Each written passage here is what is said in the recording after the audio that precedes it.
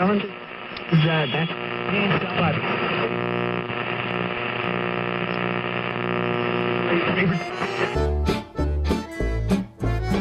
cordial saludo a todos nuestros fans de autores de historias. A partir de ahora empezamos una nueva etapa. Quiero agradecerle al grupo Autores de Historias que nos ayudaron para que este primer ejemplo haya sido posible. Por supuesto, muchas gracias a Eric por la iniciativa para conversar con nuestro invitado. Muchas gracias, Felipe.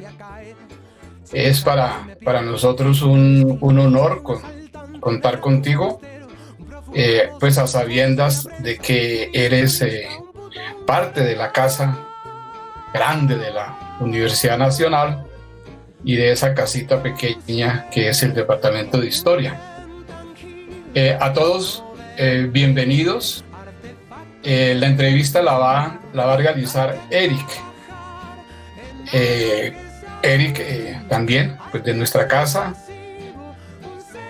fue uno de los fundadores hace 5 años de este programa.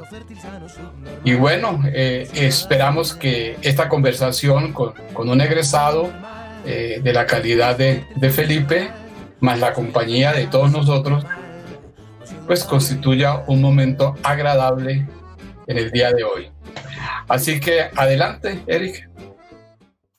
Bueno, muchas gracias, César. Muchas gracias pues por la presentación, también por la invitación. Pues para mí es un gusto estar acá liderando esta entrevista. Un saludo para el auditorio, para todos quienes nos escuchan.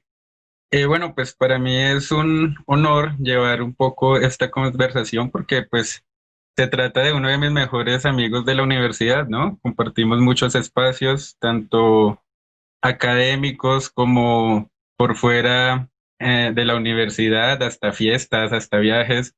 Entonces, pues está muy bien. Entonces, pues para mí es un gusto estar aquí con Felipe César Camilo Caro Romero, quien es historiador egresado de la Universidad Nacional de Colombia en el 2016. Cuenta con una maestría en Historia de la Universidad de los Andes en el 2018 y en la actualidad es estudiante del doctorado de la Universidad Católica de Eichstätt, Ingolstadt, Bayer, Alemania. Pues siempre tendré problemas con la pronunciación, Felipe ya lo corregirá. Entonces, Felipe, muy bienvenido a Autores de Historia. Muchas gracias por la invitación al Grupo Autores de Historias y para mí también es un placer y un honor estar aquí charlando con usted, Eric, que es mi colega y amigo. Entonces, gracias por la invitación. Bueno, Felipe, entonces pues entrando en materia, yo quisiera iniciar esta entrevista como muchos de los buenos libros inician, y es con un epígrafe, con una cita textual, para que tú después la comentes, ¿no? Entonces dice así: con nostalgia me parece que fue ayer tu primer día de clase en el jardín, luego el primer día de clases en el Refus y el primer día de clases en la universidad. Pero me doy cuenta que ha pasado el tiempo desde aquellos días. Hoy, cuando con regocijo festejamos tu título de historiador, cada paso tuyo es para mí un motivo de alegría, orgullo y celebración. Y sé que se vendrán muchos más. Felicitaciones y éxito en tu vida profesional, y que sea de público conocimiento lo orgullosa que me siento. Pilar Romero, 5 de abril del 2016. Entonces, pues esta cita creo que nos ayuda a estructurar la primera parte. Entonces puedes contarnos sobre su autora y lo primero que menciona, el jardín, si te parece.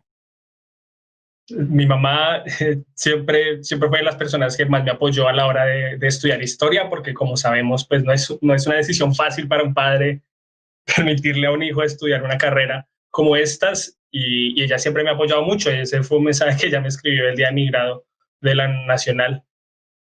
Y sí, yo inicié en un pequeño jardín infantil que había en el barrio donde yo crecí. Yo crecí en La Castellana, eso es en el norte de Bogotá, y, Ajá. y había un pequeño barrio, un pequeño jardín infantil que era para todos los niños de ahí del barrio. Pues se fue el Simpe, era un jardín que quedaba ahí a la vuelta de la esquina del parque del barrio. Y pues ahí pasé mi niñez junto con mi hermano, eh, Ok. un hermano menor, apenas me lleva un año nada más. Entonces pues juntos compartimos el jardín y muy cerca, todo muy cerca, cerca de la casa. Yo creo que una de las preguntas que todo el mundo se hace cuando te conoces es de dónde salen tres nombres. También porque tu hermano tiene tres nombres. No sé si tu papá, o sea, aparentemente es una tradición familiar. Y pues bueno, o sea, cómo es la composición de la familia y cómo fue la vida, las primeras etapas. Sí, siempre que yo le preguntaba que por qué tengo tres nombres, mi papá me respondía porque los grandes hombres tienen grandes nombres. Por supuesto, esa es una forma bonita de decir que no se pudieron poner de acuerdo ellos dos cuando decidieron ponerme los nombres y entonces pusieron los tres que ellos quisieron. Mi hermano también tiene tres nombres. Mi hermano se llama Exeomo Esteban Nicolás. Exeomo porque es el nombre de mi papá y el nombre de su abuelo y el nombre de allá para atrás. Yo crecí en una casa grande físicamente, pero también de composición grande, porque yo crecí con mis abuelos, con mis tíos, con mis primos en una casa grande ahí en el barrio de La Castellana. Y cuando no estaba en esa casa, estaba los fines de semana en la casa de mis otros abuelos. Yo viví con mis abuelos paternos, ambos son de Boyacá, mi abuela es de Tunja, mi abuelo de Viracachá. Entonces, pues yo crecí en un ambiente de casa grande y de casa boyacense, ¿no? Con mucha comida y mucho rezo, mucha Bueno, iglesia también. pero antes de cómo ir más hacia atrás pues en toda esa ascendencia familiar, pues quisieras que nos hablaras, sí, bueno, pero ya como de la familia nuclear, de pues a qué se dedicaban tus padres, si los dos trabajaban, qué hacías con tu hermano, cuánto se llevan con tu hermano. Entiendo que tú eres el mayor y aunque eres el mayor no tuviste el nombre Exeomo porque ahí hubo como un cambio, ¿no? Si venía del abuelo, bisabuelo o papá. Sí, sí, no saben responderme la verdad, al parecer no me dieron cara de exeomo o algo así. Felipe es el nombre que escogió mi mamá y César y Camilo lo escogió mi papá. Ambos son abogados y ambos trabajaron. Mi papá trabajó en la Defensoría del Pueblo y mi mamá trabajó en los juzgados de Palo Quemado. Entonces ambos toda la vida trabajaron y pues yo crecí por eso también en casa con mis abuelos.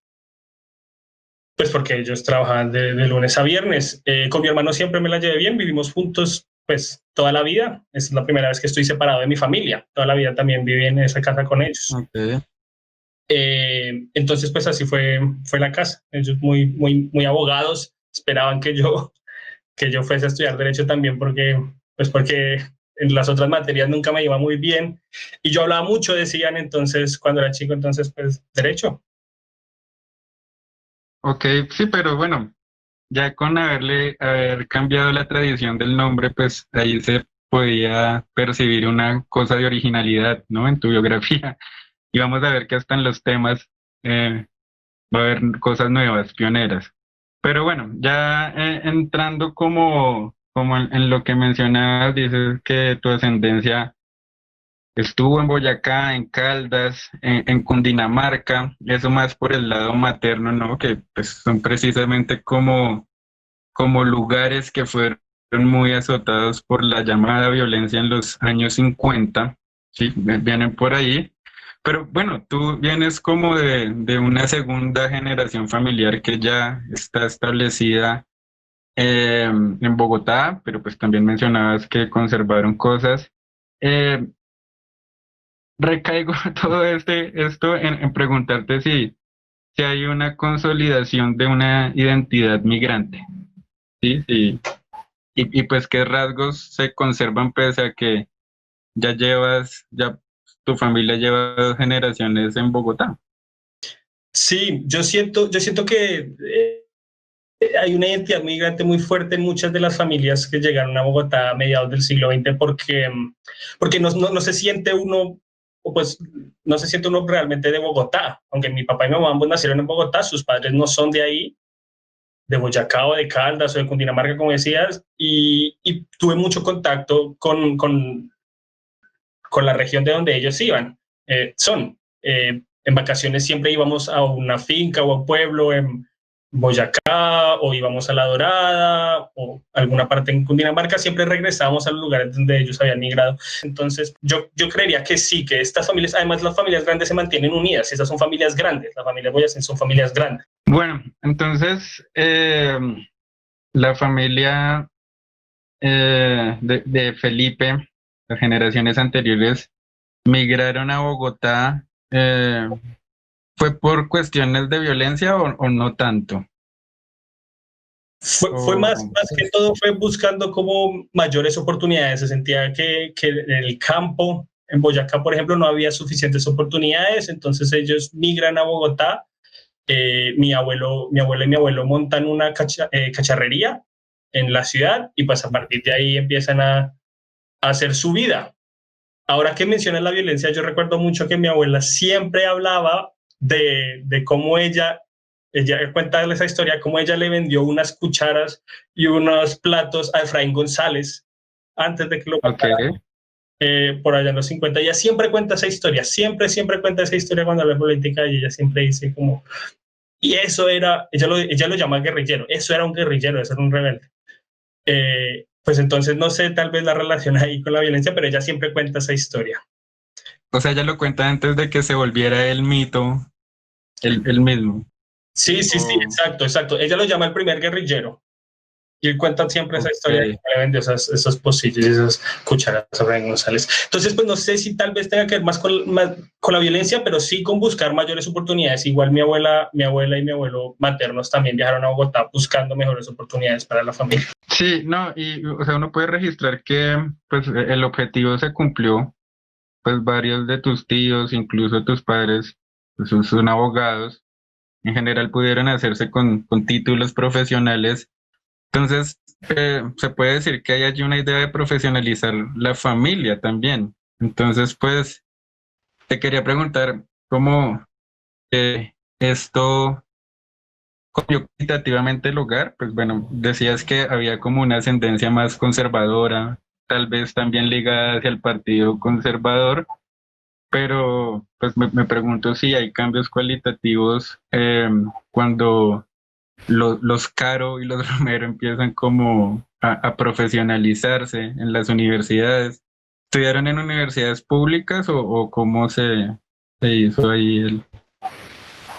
Sí, sin duda hay un cambio, y ahí se ve como esa promesa, entre comillas, cumplida de la ciudad, porque pues mis abuelos llegan a la ciudad pues sin terminar su escuela, y ya la siguiente generación, pues mis padres, mis tíos son graduados de universidad, entonces hay un salto cualitativo grandísimo ahí. En general todos abogados, ¿cierto? Decías. Sí, muchos son abogados por el lado de mi papá y por el lado de mi mamá, y profesores también, un profesor. Entonces se da por ese lado, ¿no? Como pues la idea del derecho como la carrera que ayuda a ascensión social, la carrera también de ciudad.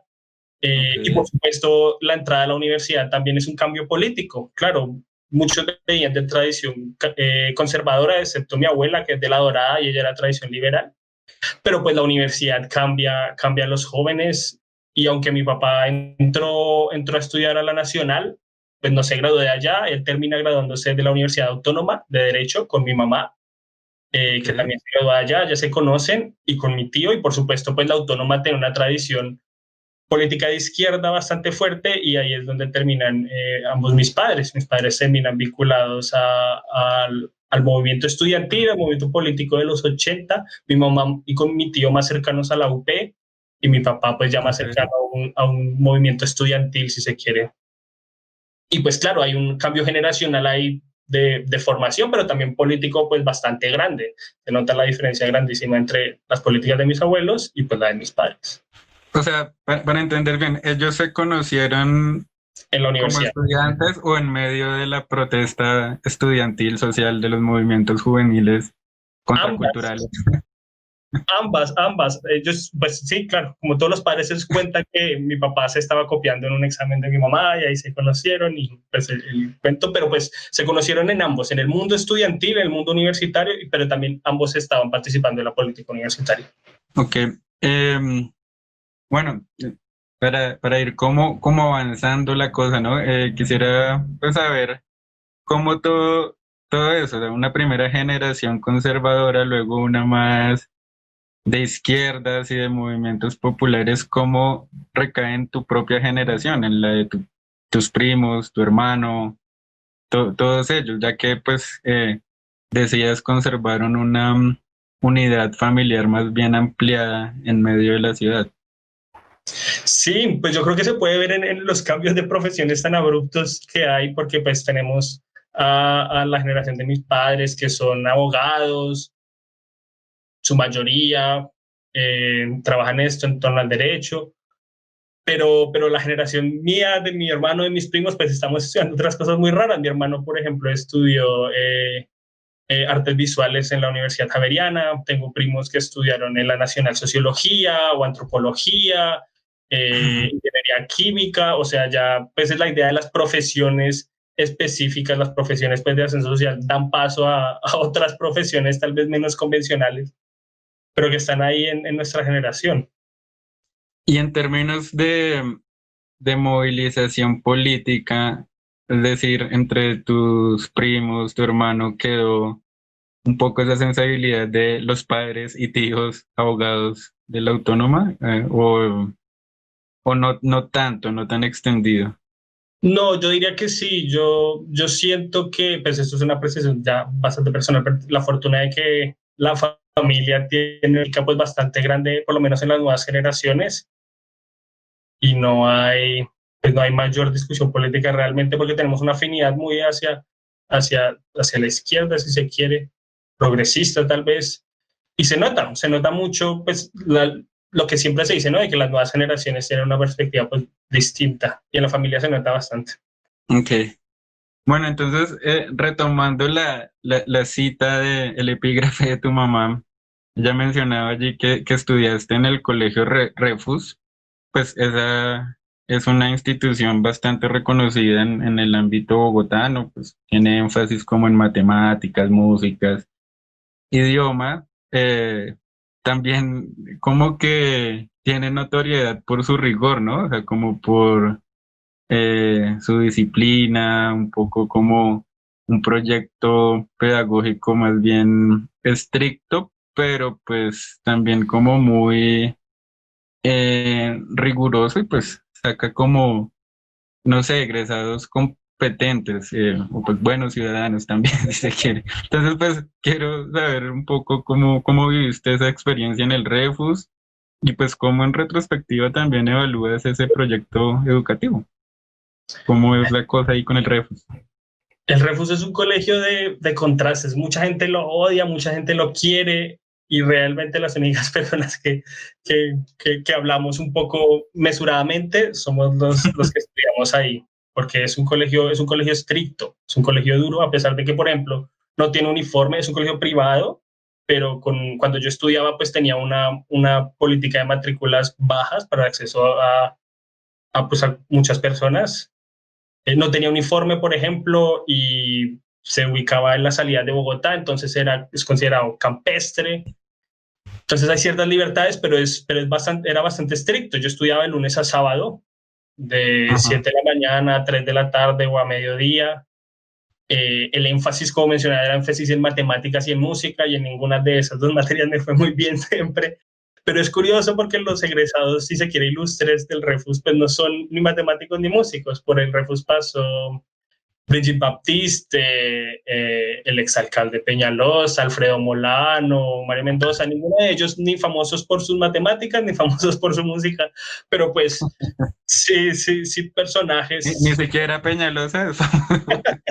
sí personajes especiales, llamémoslo, que es pues el sello del Refus. El Refus fue dirigido por casi todo su tiempo, hasta hace pocos años, por su rector y fundador, que era un Roland Gangros, un suizo refugiado de la Segunda Guerra, muy estricto, con una disciplina muy seria. Entonces, pues yo siento que el valor del colegio es el valor para mí, yo siento que es el valor de la disciplina, si se quiere. Es un colegio estricto que le hace a uno crear hábitos de estudiante pues bastante serios, pero también hay otro valor agregado que yo diría como que es importante para mí, es el de las materias que uno puede ver. El colegio tenía materias pues poco ortodoxas.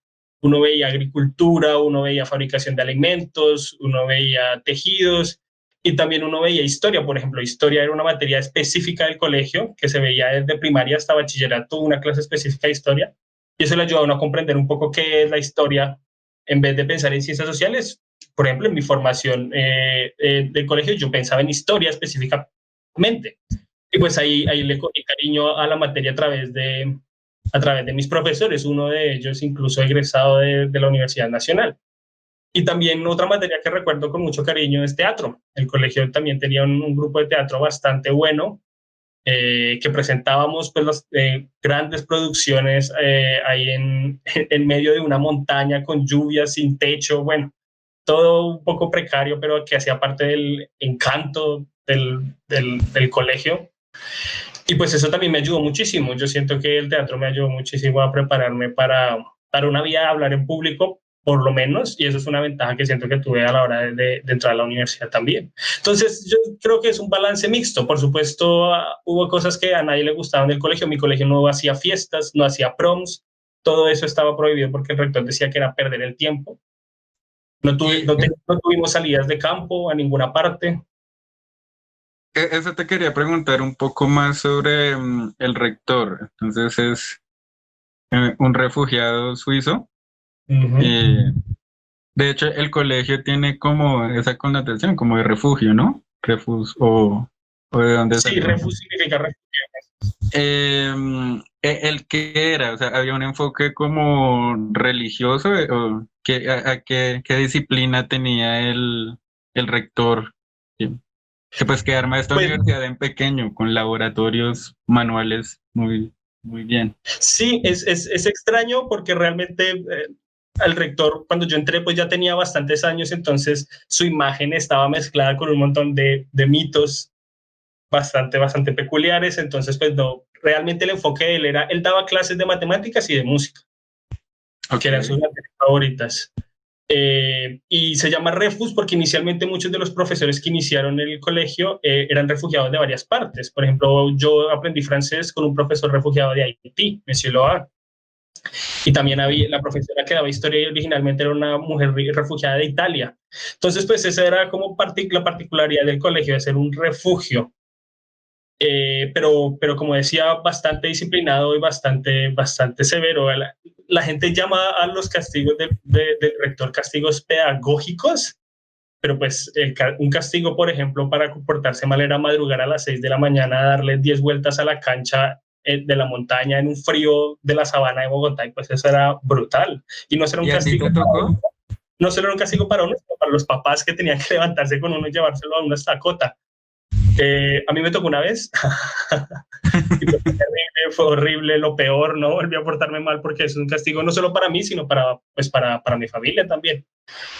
Entonces, pues sí, era particular el colegio y particular la forma de enseñar, muy severa, pero bueno, pero también uno crea lazos muy fuertes. Otra cosa particular del colegio es que el colegio solo permitía el ingreso a estudiantes en los primeros años, porque enseñaba un tipo de matemática bastante especial que no se podía aprender a mitad de la formación. Entonces la gente solo podía entrar al colegio en primero o segundo jardín. Entonces se hacían grupos grandísimos de estudiantes con los que uno estaba toda la vida. Eran las mismas personas que uno ha visto durante 8, 10, 12 años. Entonces, pues las amistades que se hacían ahí eran amistades, pues son amistades muy duraderas, pues que tengo hasta ahora, y pues eso es una ventaja. Y pues uno compartía más tiempo con sus compañeros que en la casa. ¿Y tu hermano también estudió allí? ¿Tus primos? O sea, ¿también sí, se trasladó familia allá en el colegio? Sí. ¿El colegio? Yo entré al colegio porque mis primas habían estado ahí en el colegio y lo recomendaron, y pues muchos primos de mi familia estudiamos ahí, incluyendo a mi hermano, pero solo 2 nos graduamos del Refus. En algún momento alcanzamos a estar 8 o 9 en el colegio, pero solo 2 nos graduamos, pues porque pues, el colegio no es para todos, es una disciplina bastante pesada. Y más de tus compañeros, o sea, pese a la formación en matemáticas, por ejemplo, ¿siguieron como caminos en las ciencias sociales o también fue más bien una particularidad de tuya o muy pocos? Sí, de hecho muy pocos se metieron en las ciencias sociales, pues porque por las ventajas. Muchos se fueron en realidad para las ingenierías. De ahí el colegio siempre salen muchos ingenieros. En la Universidad Nacional estudiaron bastantes, pues porque el rector le gustaba la Universidad Nacional y él nos invitaba y nos pedía que nos presentáramos a la Nacional. Él la consideraba la mejor universidad. Recuerdo mucho que nos reunió a todos los estudiantes de 11 y nos dijo como todos deben presentarse a la Universidad Nacional, así quieran estudiar o no. Hay una cosa de lo que has dicho que pues me llamó un poco la atención, pues también por ser historiadores, no sé, y es justamente la existencia, la pervivencia de la historia como una asignatura individual, no dentro de las ciencias sociales. Uno no sabe bien qué es, y pues quiero como pues saber al respecto eso, cómo fue el aprendizaje de la historia en el bachillerato y pues qué aporte y cómo lo ves ahorita, siendo que pues la asignatura ya desde hace unos años ha salido del currículo. Yo considero que eso fue parte de lo que me impulsó a decidir estudiar historia. Normalmente en primaria pues uno ve historia y yo veía historia, pero pues historia tradicional si se quiere un poco más de héroes, de fechas importantes nada más. Pero cuando entré al bachillerato ahí en el colegio, los profesores de historias pues egresados, todos sí eran egresados de universidades públicas y uno egresado del Departamento de Historia de la Universidad Nacional, Sebastián Gónima. Ellos intentaron complejizar mucho la noción de historia y la forma como se aprendía historia. Y eso fue muy agradable para mí. O sea, yo sentí, por supuesto, uno cuando entra a estudiar una carrera, uno realmente no sabe a lo que se presenta, pero a pesar de todo, yo siento que yo tenía más o menos una noción de qué implica estudiar historia gracias a la formación que me dieron estos profesores. Y ellos me acolitaban mucho, pues porque yo era el único estudiante en yo no sé cuántas generaciones que había decidido estudiar historia tan temprano y que les decía eso a los profesores. Yo decía como, no, yo quiero estudiar historia. Entonces ellos me acolitaban mucho, me pasaban textos. Recuerdo mucho que un día un profesor me dijo como, bueno, entonces de la clase usted, así como entre juego y chanza, pero permitiéndome interactuar con lo que se llama, podemos llamar la disciplina histórica. ¿Tú entraste ya a la carrera conociendo autores de historias? Algunos, sí. Había leído, por ejemplo, a David Bushnell, Colombia una nación a pesar de sí misma. Ese había sido una lectura obligatoria para nosotros en noveno. Y pues uno ya conocía ciertos autores, ciertos referentes, entonces pues sí, claro, eso fue una gran ventaja y pues fue un impulso también. O sea, me impulsaron a estudiar historia. Yo les conté que me iban a presentar, ellos me dijeron la Nacional es la mejor oportunidad, preséntese ahí. Y cuando pasé, pues todos hicimos fiesta porque era el único que se había presentado a historia y pasó. Entonces, pues cada cuánto pasas un colegio de matemáticos. Cada vez sale una oveja ahí descarriada. Uh-huh. Pero bueno, y en retrospectiva, ¿cómo lo ves? Esto de la enseñanza de la historia, ¿qué se gana al aprender historia en los colegios? ¿Qué se pierde? Pues para mí fue fundamental. Nosotros veíamos historia y geografía separados y después veíamos ciencias políticas y ciencias económicas separadas también. Y yo siento que son claridades. O sea, tener una clase específica de historia es una oportunidad para profundizar en conocimientos históricos y no solo en conocimiento histórico de fechas, sino en problematizar el conocimiento histórico. ¿Qué son las fechas? ¿Cómo se mide? ¿Por qué se cuenta la historia de esta manera y no de otra? ¿Qué es una fuente? Eso, no, por supuesto, no con profundidad universitaria, pero sí ligeras nociones de eso se veían en mis clases de historia. Hablar de hegemonía en la clase, por ejemplo. Pues no una súper discusión, pero sí nociones así pues le ayudan a uno a tener claridad respecto al conocimiento del pasado y también de geografía o de ciencia política económica.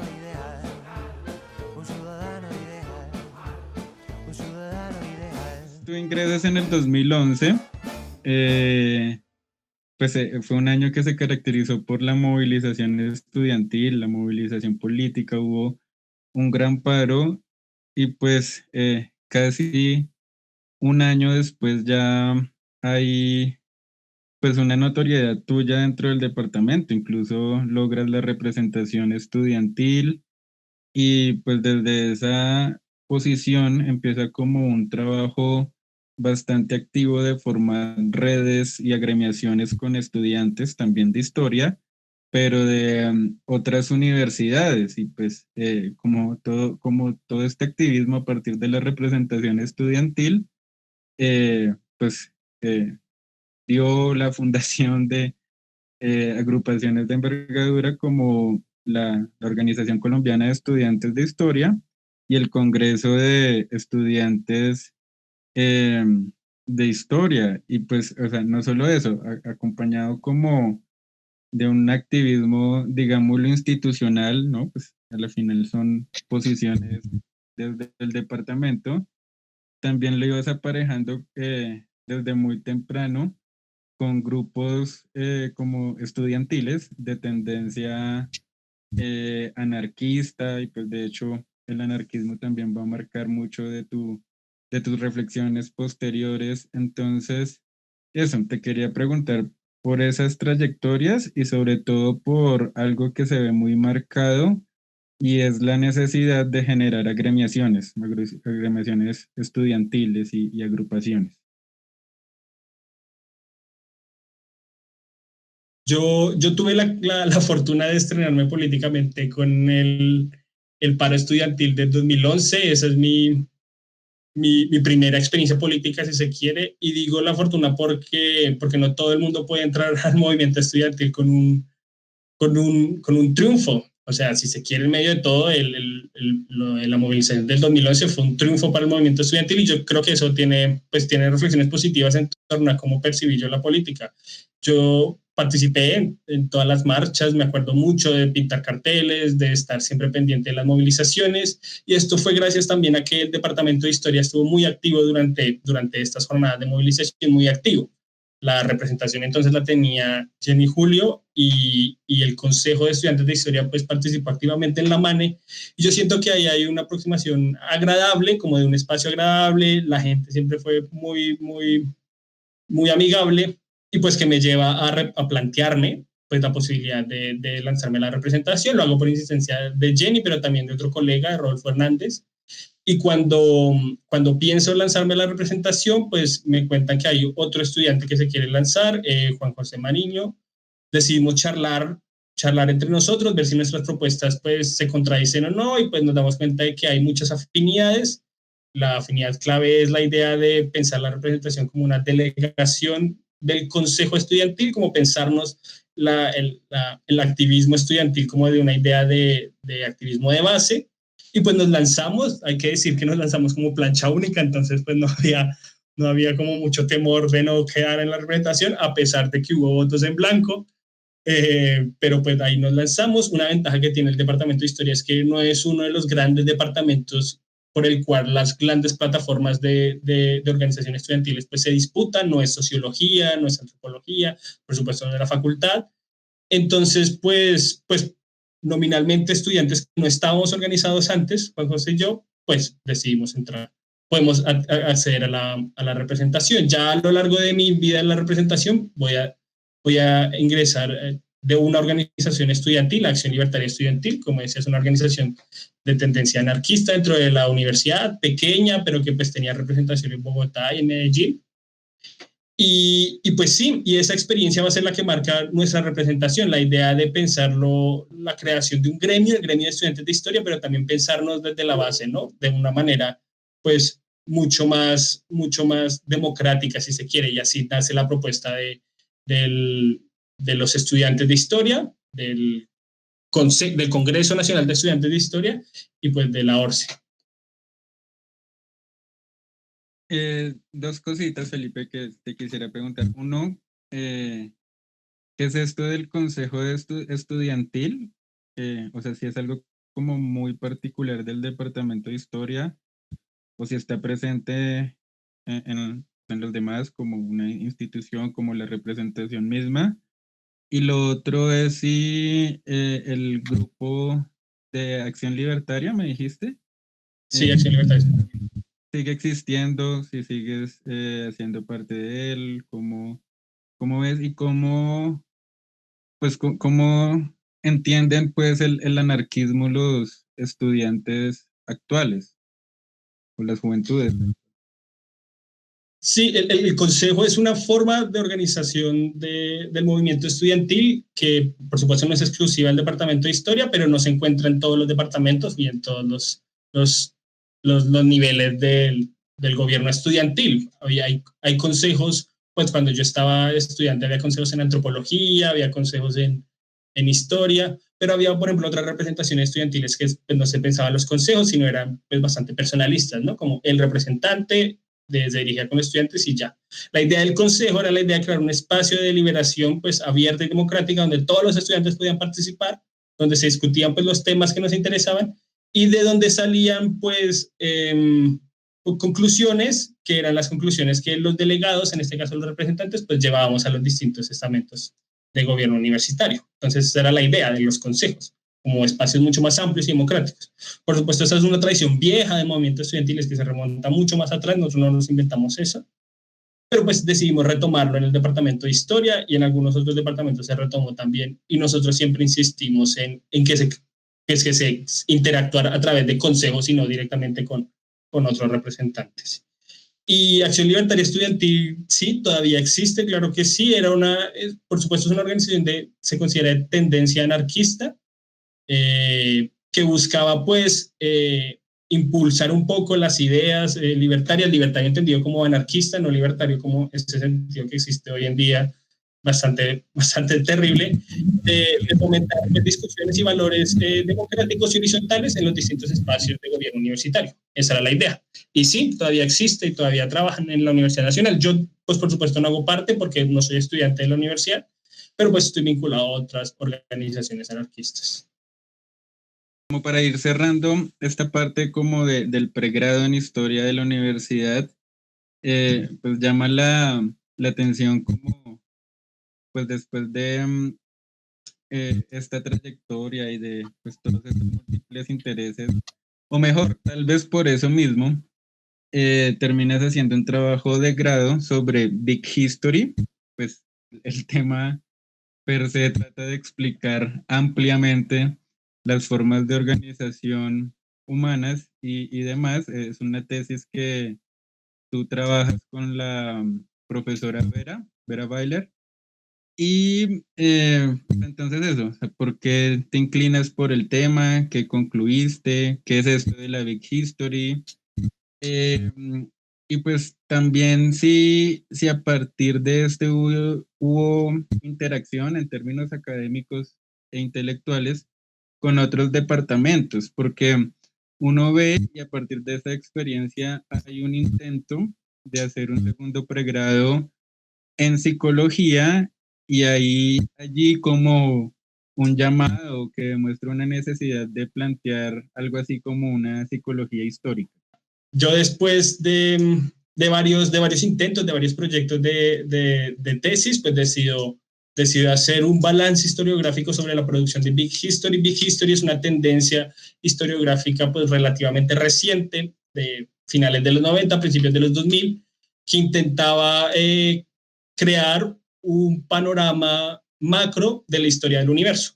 Es un intento de crear una historia del universo a través de distintas escalas. Desde escala, si se quiere, universal, escala global, escala biológica y escala de la especie humana.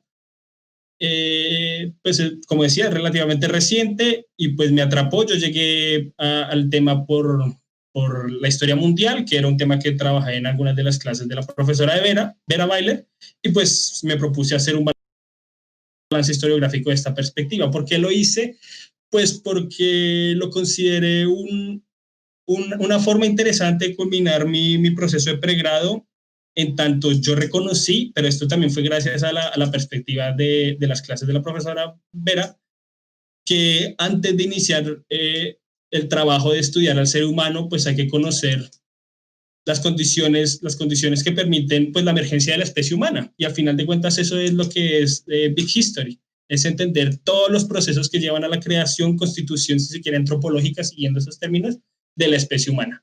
¿Cómo podemos entender al ser humano si no entendemos cómo se constituye el ser humano? Y pues esa era la perspectiva del balance historiográfico, entender qué ideas se construyen alrededor de esta noción de la creación de la especie humana. Y sí, y a partir de esa discusión, pues hubo una idea, también por insistencia de la profesora, de iniciar un pregrado en psicología, pensando también en eso, ¿no? En entender, pues para entender los grandes procesos humanos, pues hay que entender cómo funciona un ser humano y cómo funciona la mente de un ser humano.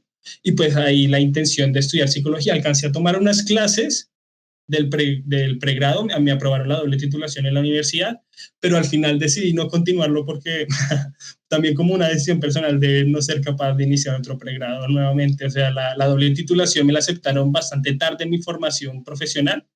No, entonces pues me tocaría básicamente iniciar desde ceros, a pesar de que ya había tomado unas materias, y pues decidí que no valía la pena. De todos modos, estuve en contacto y sigo en contacto con cierta literatura de psicología porque considero nuevamente que es fundamental entender cómo funciona una persona por dentro para entender pues los grandes procesos sociales, que es lo que yo rescato de ese balance historiográfico que hice para graduarme de historiador en el pregrado. Sí, de pronto recoger preguntas hasta el momento o algo de ampliar. Claro, que Felipe las vaya pensando, no sé. Sí, Felipe, eso de la Big History, ¿eso cómo se come? ¿Cómo eso? ¿Dónde surgió?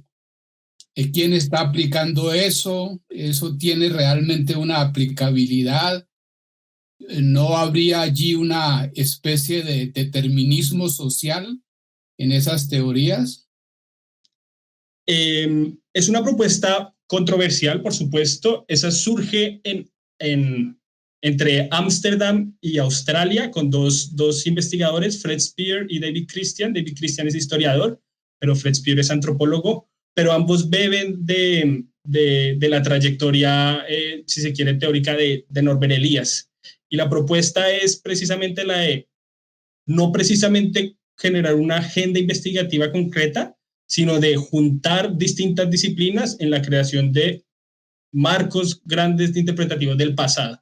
Entonces la base de la idea es decir como no solo la historia estudia el pasado, la biología con la teoría de evolución estudia el pasado, la geografía con tectónica de placas estudia el pasado, la teoría del Big Bang y la astronomía estudia el pasado.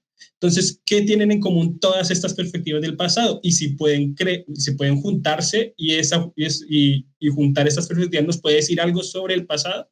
Y esa es más o menos la idea del Big History, como juntar todos estos distintos estudios del pasado y preguntarnos si nos sirve de algo, si nos da algunas ideas o nos puede botar algunas sugerencias sobre nuestra especie juntando todo eso. Ellos sí aportan una idea que es la creación y destrucción de sistemas de complejidad, lo llaman ellos. Que en la historia del universo aparentemente existe una tendencia de que se crean y se destruyen complejidades, sistemas de complejidades. Siendo una estrella, una galaxia, un sistema de complejidad simple y pues una sociedad humana, un microchip dentro de un computador, pues un sistema bastante complejo, de complejidad alta. Por supuesto, ellos entran ahí también con teorías físicas, pero pues más o menos la idea es esa, la idea es juntar estas cosas. Y si existe una aplicación, la aplicación es más que todo en el aula escolar, donde se crean grandes herramientas pedagógicas que juntan todas esas perspectivas y que crean una sola forma de entender el pasado. Y de hecho actualmente existe un programa financiado por Bill Gates, que es el Big History Project, que da fondos para profesores en distintas escuelas que quieren incorporar esta perspectiva pues en sus pensos.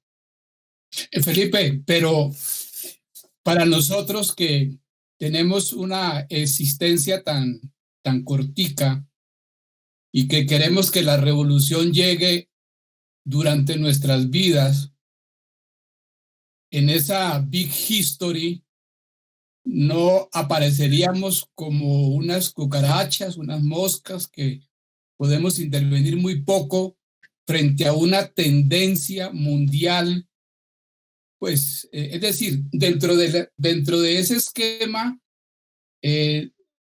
América Latina, pues, está empezando. Es decir, Sí, sí. lo que nos pasa es muy normal. Llevamos 200 años tratando de hacer una república, pero no nos preocupemos porque pues 200 años eso no es nada. No, no termina de pronto el ser humano muy pesimista ante esa corriente. Pues de hecho, sí, algunas conclusiones de estos textos son bastante duras. Y por supuesto mi cercanía con la perspectiva no era una cercanía política, sino una cercanía más bien, si se quiere, epistemológica, de simplemente comprender todas estas otras formas de entender el pasado. Pues terminé distanciándome también precisamente porque me interesaron otras formas de entender la acción de las personas. Pero en medio de todo yo siento que es valioso mantener también una perspectiva amplia de lo que implica la acción política, no tanto para sentirnos insignificantes, sino para sentirnos tal vez humildes en nuestra perspectiva de personas, de proyectos de vida. Me parece una perspectiva interesante. Pero por supuesto no seguí trabajando en ella también por distintas razones. Gracias, Felipe. El profesor Giovanni Molano va a preguntar algo. Sí, gracias. Felipe, tú hablabas de tu época de la universidad, tu participación y si entendí bien, la creación de unos grupos anarquistas, de un grupo de estudio. Y dices que ahora aún perteneces a grupos anarquistas. Yo quisiera preguntarte si puedes profundizar un poco más esa atracción por el anarquismo como vivencia, porque tú mismo lo decías y yo creo que todos lo vivimos. Cuando uno entra a la universidad, por lo que siente, no tanto no es muy racional. No se quiere ser historiador o sociólogo pensando en eso, sino por sensibilidades, porque te gusta. Entonces esa vivencia con el anarquismo, tal vez esa primera atracción, y después cómo la has ido racionalizando. Es decir, ya no estás en el pregrado, estás en otra etapa y tal vez ya está más conceptualizado, más racional. Entonces, ¿pudieras contarnos un poco más esa parte de la vivencia, digamos, hacia el anarquismo en la universidad y cómo ha evolucionado hasta hoy? Sí, claro. Por supuesto, el anarquismo no tiene un arraigo popular todavía en Colombia, y sabemos que las tradiciones anarquistas, pues por allá en los 20 hubo gran tradición anarquistas, tal vez en los 70 algunos sindicatos, pero pues no es la tendencia política dominante en las universidades, ¿no? Sabemos eso, el anarquismo es una minoría dentro del movimiento estudiantil. Y lo que me atrajo inicialmente a eso fue la forma de trabajo, una forma de trabajo pues que no priorizaba la construcción de cuadros. Cuando vemos el movimiento estudiantil, incluso hoy en día en las grandes movilizaciones, pues vemos que se priorizan son los cuadros, ¿no? Las grandes figuras del movimiento estudiantil. Y hay que decirlo que una de los desencantos del 2011 fue la forma como la dirigencia de la MANE terminó el paro estudiantil, ¿no? Ahí hay una crítica también a cómo funcionan jerárquicamente las grandes plataformas estudiantiles. Entonces, pues lo que me acercó a mí fue inicialmente eso, también por sensibilidad, ¿no? Sentir que en una organización de esta tendencia, pues el trabajo de uno es como el trabajo de todos, ¿no? No hay protagonismo, no hay quien me mande, por ejemplo, como en otras organizaciones estudiantiles donde sí hay gente que manda a otra gente, pues bastante clara, de manera muy clara. Entonces, pues es un acercamiento simplemente por el trabajo, ¿no? Como trabajar con compañeros donde sentimos que el trabajo es de todos, la carga es de todos. Entonces es el primer acercamiento, si se quiere, más de la sensación, ¿no? Sentir que trabajo bien con la gente. Y ya después, pues se desarrolla una perspectiva, como dice, si se quiere, más crítica de lo que implica la política. Una crítica, tal vez, si quiere, a esas estructuras jerarquizantes que siento que, pues, no son la forma ideal de organización. Y que ya después van a acercarme pues a todo un mundo de tendencias anarquistas. En Bogotá existe todo un espectro de distintas organizaciones de tendencias anarquistas que están en muchas partes, no solo en la universidad, también en los proyectos de educación popular, donde terminé participando ya después en el 2016, a partir del 2016, pre-ICFES y preuniversitarios populares a nivel nacional. y otra organización ya más grande de tendencia anarquista que se llama el Grupo Libertario Vía Libre, de la cual pues sigo haciendo parte. Entonces es más allá, es iniciar como una crítica a las estructuras del movimiento estudiantil, estructuras que siento que son pues perjudiciales incluso para el movimiento, y a partir de ahí pues entrar a pensar ya en una forma distinta de crear comunidad, que es a fin de cuentas pues lo que me llama la atención de la política anarquista. Felipe Caro se gradúa en el 2016, pues allí se produce la cita del epígrafe que leí al inicio. Y pues bueno, ahí como después del grado se empiezan como a reunir o a consolidar distintas cosas, distintas experiencias pues en la vida de Felipe, ¿no? Entonces se notaba una puja entre pues la acción política y como visiones muy académicas de la historia, pero pues esto llega como una conciliación, si se quiere, pues que se expresa en experiencias como el proyecto Historia para lo que viene, que surge en el mismo 2016 como a raíz de la victoria del no en el plebiscito por la paz. Pero pues también hay otras cosas, otros proyectos, hay iniciativas de enseñar historia en barrios populares, y esto en el marco del grupo Acción Libertaria Estudiantil.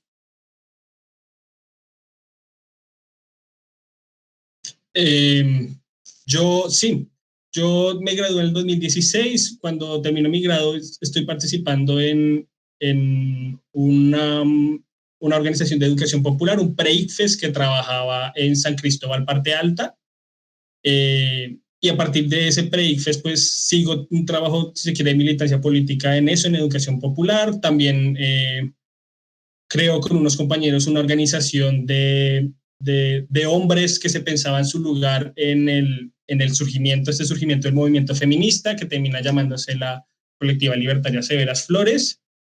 Y pues en el segundo semestre del 2016 entró a la maestría en Historia de la Universidad de los Andes, y es ahí en la Universidad de los Andes donde, a partir del triunfo del no, pues un grupo de estudiantes con profesores pues nos vamos a pensar formas distintas de interactuar con las personas, porque sentíamos que el triunfo del no era en parte culpa de los académicos, pues porque todos jurábamos y comíamos que el plebiscito era supremamente importante y que pues no había lugar a que ganara el no, y pues fue un baldado de agua bastante grande. Y aquí incorporamos mucho pues esta idea de la historia pública que ya se venía trabajando un poco en la Universidad Nacional. Ya había pues una tradición más grande que la Universidad de los Andes, la traemos a la Universidad de los Andes y pues ahí decidimos crear ese grupo. Entonces eso es una mezcla de mi activismo político que sigue, que mantengo pues separado un poco en la universidad, pero que empiezo a integrarlo con proyectos como el de Historia Pública, de Historias para lo que viene, que incluso retoma un poco la experiencia de educación popular, porque lo que creamos, o el grupo en el que yo participo, es el grupo que llamamos Grupo Talleres, que era crear un ciclo de talleres de discusiones sobre historia de Colombia, donde nos pensábamos formas alternativas de interactuar con las preconcepciones que tenían las personas de historia. Y así generamos un ciclo en distintas bibliotecas públicas de la ciudad, y con Historias para lo que viene también viajamos a las zonas de transición con excombatientes, o incluso a la sede de Tumaco de la Universidad Nacional, pensando en formas alternativas de interactuar con el conocimiento histórico. Entonces sí, integro esa perspectiva política ya a mi vida académica, o pues voy intentando hacerlo desde el 2016. ¿Y qué recogiste o cuál fue la impresión en esas experiencias, pues más en territorio con los excombatientes de las FARC? Pues lo que rescatamos de estas experiencias en general de interactuar con la forma como las personas construyen conocimiento histórico es que, pues, que nosotros estamos todavía viviendo en una burbuja, que falta mucho a la disciplina histórica para interactuar con las formas de construcción de conocimiento histórico hegemónicas que existen, que nos falta mucho, que todavía pesa mucho la torre de marfil, que es la expresión que más se usa del conocimiento académico, y que es importante que, si queremos pensarnos una acción directa en la sociedad, pues tenemos que empezar formas alternativas de interactuar con el público. Y esto es una inquietud no solo académico-política, sino incluso también profesional. Esta experiencia de historias para lo que viene de esta construcción de talleres, pues abre toda un nuevo panorama de vida profesional, de desempeño profesional, que pues está cerrado también a los lugares tradicionales en los que uno asume que se desempeña un historiador. Y esto lo digo también por experiencia personal, porque después de graduarme pasé por distintos trabajos de todo tipo. Fui guía turístico en el centro de la ciudad, también trabajé como redactor de contenido en manuales escolares con Santillana, y pues siento que esta experiencia de talleres o de historia pública es una beta también de desempeño profesional que está por usarse y que depende también de la creatividad de los profesionales, y siento que eso es una experiencia bastante interesante también por eso. Felipe, el significante historia pública, ¿cuál es la referencia de la que ustedes beben? Y porque esto que estamos haciendo, por ejemplo, en Autores de Historias, pues yo también lo denomino una forma de historia pública. Sí. Y de alguna manera vamos para allá. Es decir, yo creo que la pospandemia pues va a llevar a través de estas formas de comunicación a que la historia sea más pública. Yo siento que allí hay como una falta de imaginación, porque no me parece que la historia pública sea un fenómeno nuevo. Uh-huh. Es decir, es más, la historia pública la inventaron los populistas, y en particular los populistas anárquicos rusos, que en los años 60 pues se fueron por toda Rusia a contar a los campesinos quién había sido la madre de Dios, etc. Entonces quería preguntar yo sobre eso, es decir, historia pública no es un término un poco refrito. De acuerdo, no, sin duda el término es incluso incómodo, porque es una traducción bastante sencilla de public history, que es incluso como se denomina a esta tendencia, si se quiere, más reciente, de lo que de una manera más amplia podríamos llamar usos públicos de la historia, si se quiere, como de manera mucho más exacta, que de acuerdo que viene pues de una tradición mucho más anterior, o sea, eso no es algo por supuesto novedoso, pero a partir desde los, llamémoslo, de los 90s para acá, con este boom de la memoria, pues se ha hecho un poco más famoso hablar de historia pública como traducción de esa tendencia estadounidense, si se quiere.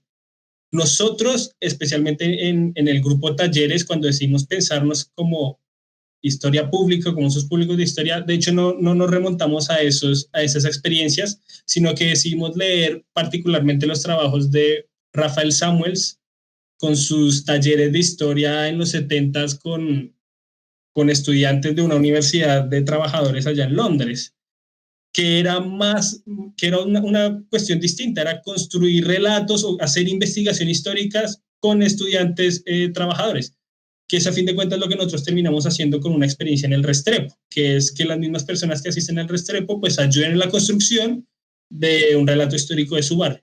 Pero de acuerdo, o sea, el término historia pública es un término bastante refrito, incluso incómodo a veces, y tendríamos que hablar de usos públicos de la historia, que yo también siento que es hacia donde vamos. Entonces, siguiendo el guión, más bien, pues bueno, después de como todas estas actividades entre lo historiográfico, lo político, lo público y demás, Felipe logra plantear un tema de investigación que precisamente pues como que recoge un poco todo ese background, toda esa tradición que él ha consolidado, y es los movimientos de liberación homosexual. Sí, pues es un tema que ha estudiado como en relación con el Partido Comunista, con las nuevas izquierdas, con la agenda contracultural que surgió después de mayo del 68, incluso en algunos de sus artículos pues demuestra cómo se ha transformado de pues tratar de remover un orden social patriarcal, injusto, muy ligado a las luchas de clase, a hacer pues como propuestas de organización actuales, si se quiere, más ligadas hacia el centro político, hacia el reformismo, como ya más desligadas pues a la acción política y social. También pues Felipe se lo explica muy por la irrupción de los movimientos guerrilleros y demás. Entonces, pues quiero hacer como la pregunta de cómo se llega al planteamiento del tema, cómo es esto de la manifestación homosexual en los sectores populares o las clases medias pues que basaron su lucha en la orientación sexual y que pues también se ligó a otras expresiones como los feminismos y demás. Entonces, eso es, Felipe, ¿cómo es el tema? Sí, al tema llegó ya en el pregrado había escrito algo acerca del movimiento LGBT, pero nunca sobre una tendencia específica dentro del movimiento o algo realmente profundo, sino un trabajo en un curso de Colombia 5. Pero llegó realmente al tema porque en las reuniones de los grupos en donde yo militaba, pues se tocó el tema del sector LGBT.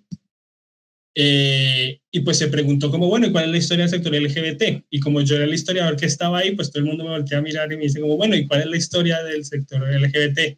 Y hay tendencias anarquistas dentro del sector LGBT. Y pues yo dije, no sé, pero voy a leer a ver y les cuento. Y así fue como empecé a indagar y me topé con el Movimiento de Liberación Homosexual, que es una de las primeras, o pues yo aventuro en mis textos, pues la primera organización política de lo que podemos llamar un movimiento LGBT en Colombia.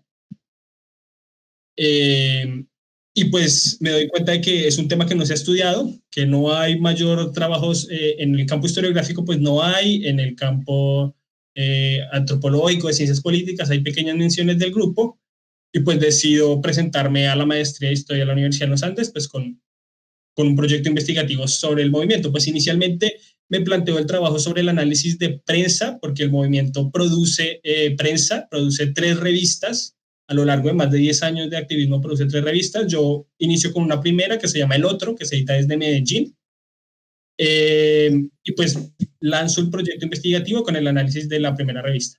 Pero a lo largo de la investigación, pues las cosas van cambiando y voy accediendo a muchos más documentos, a muchas más revistas, entro en contacto con exactivistas y pues termino haciendo una investigación sobre la organización, más allá de la revista, sobre la organización misma, sobre cómo esta organización que funciona en distintas partes del país, en distintas ciudades, se mantiene activa durante 10, 11, 12 años. Entonces, pues así llegó al tema. O sea, ¿tú lo ves como algo más ligado a los movimientos anarquistas, como pues una vertiente pues que se fundamenta más en en la orientación sexual, pero desde el anarquismo, o te interesa la homosexualidad como fenómeno más amplio, pues también teniendo en cuenta como tus estudios o tus conexiones con psicología, antropología y demás? Pues por supuesto, yo siento que en la investigación hay interés amplio, ¿no? Por un lado, siento que estas investigaciones aportan a la historia de la diversidad sexual en general en Colombia. Más, sin embargo, yo siento que mi interés más profesional y hacia donde yo encauzo las investigaciones no es hacia allá. Yo en esos trabajos no estoy haciendo una historia de la homosexualidad o la historia de la diversidad sexual. De eso ya hay otros trabajos de intereses, pero por ejemplo, yo no me centro en eso. Yo me centro en la historia de esta organización específica que considero importante para el movimiento. Yo no la llamaría de tendencia anarquista necesariamente, a pesar de que uno o dos de sus integrantes sí se reconocían como anarquistas, pues la organización es demasiado heterogénea como para ubicarla de esa manera tan sencilla. Pero por supuesto hay un interés también político de buscar referentes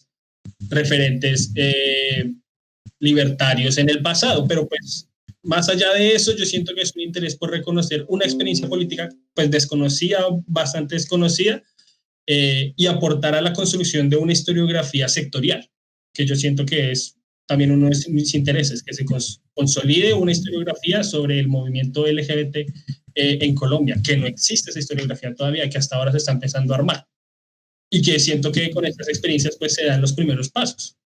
Sí, Felipe, dos menciones. Yo te digo y tú cuentas, ¿no? El archivo de historia queer y un personaje como León Zuleta, que pues tú lo has estudiado bastante.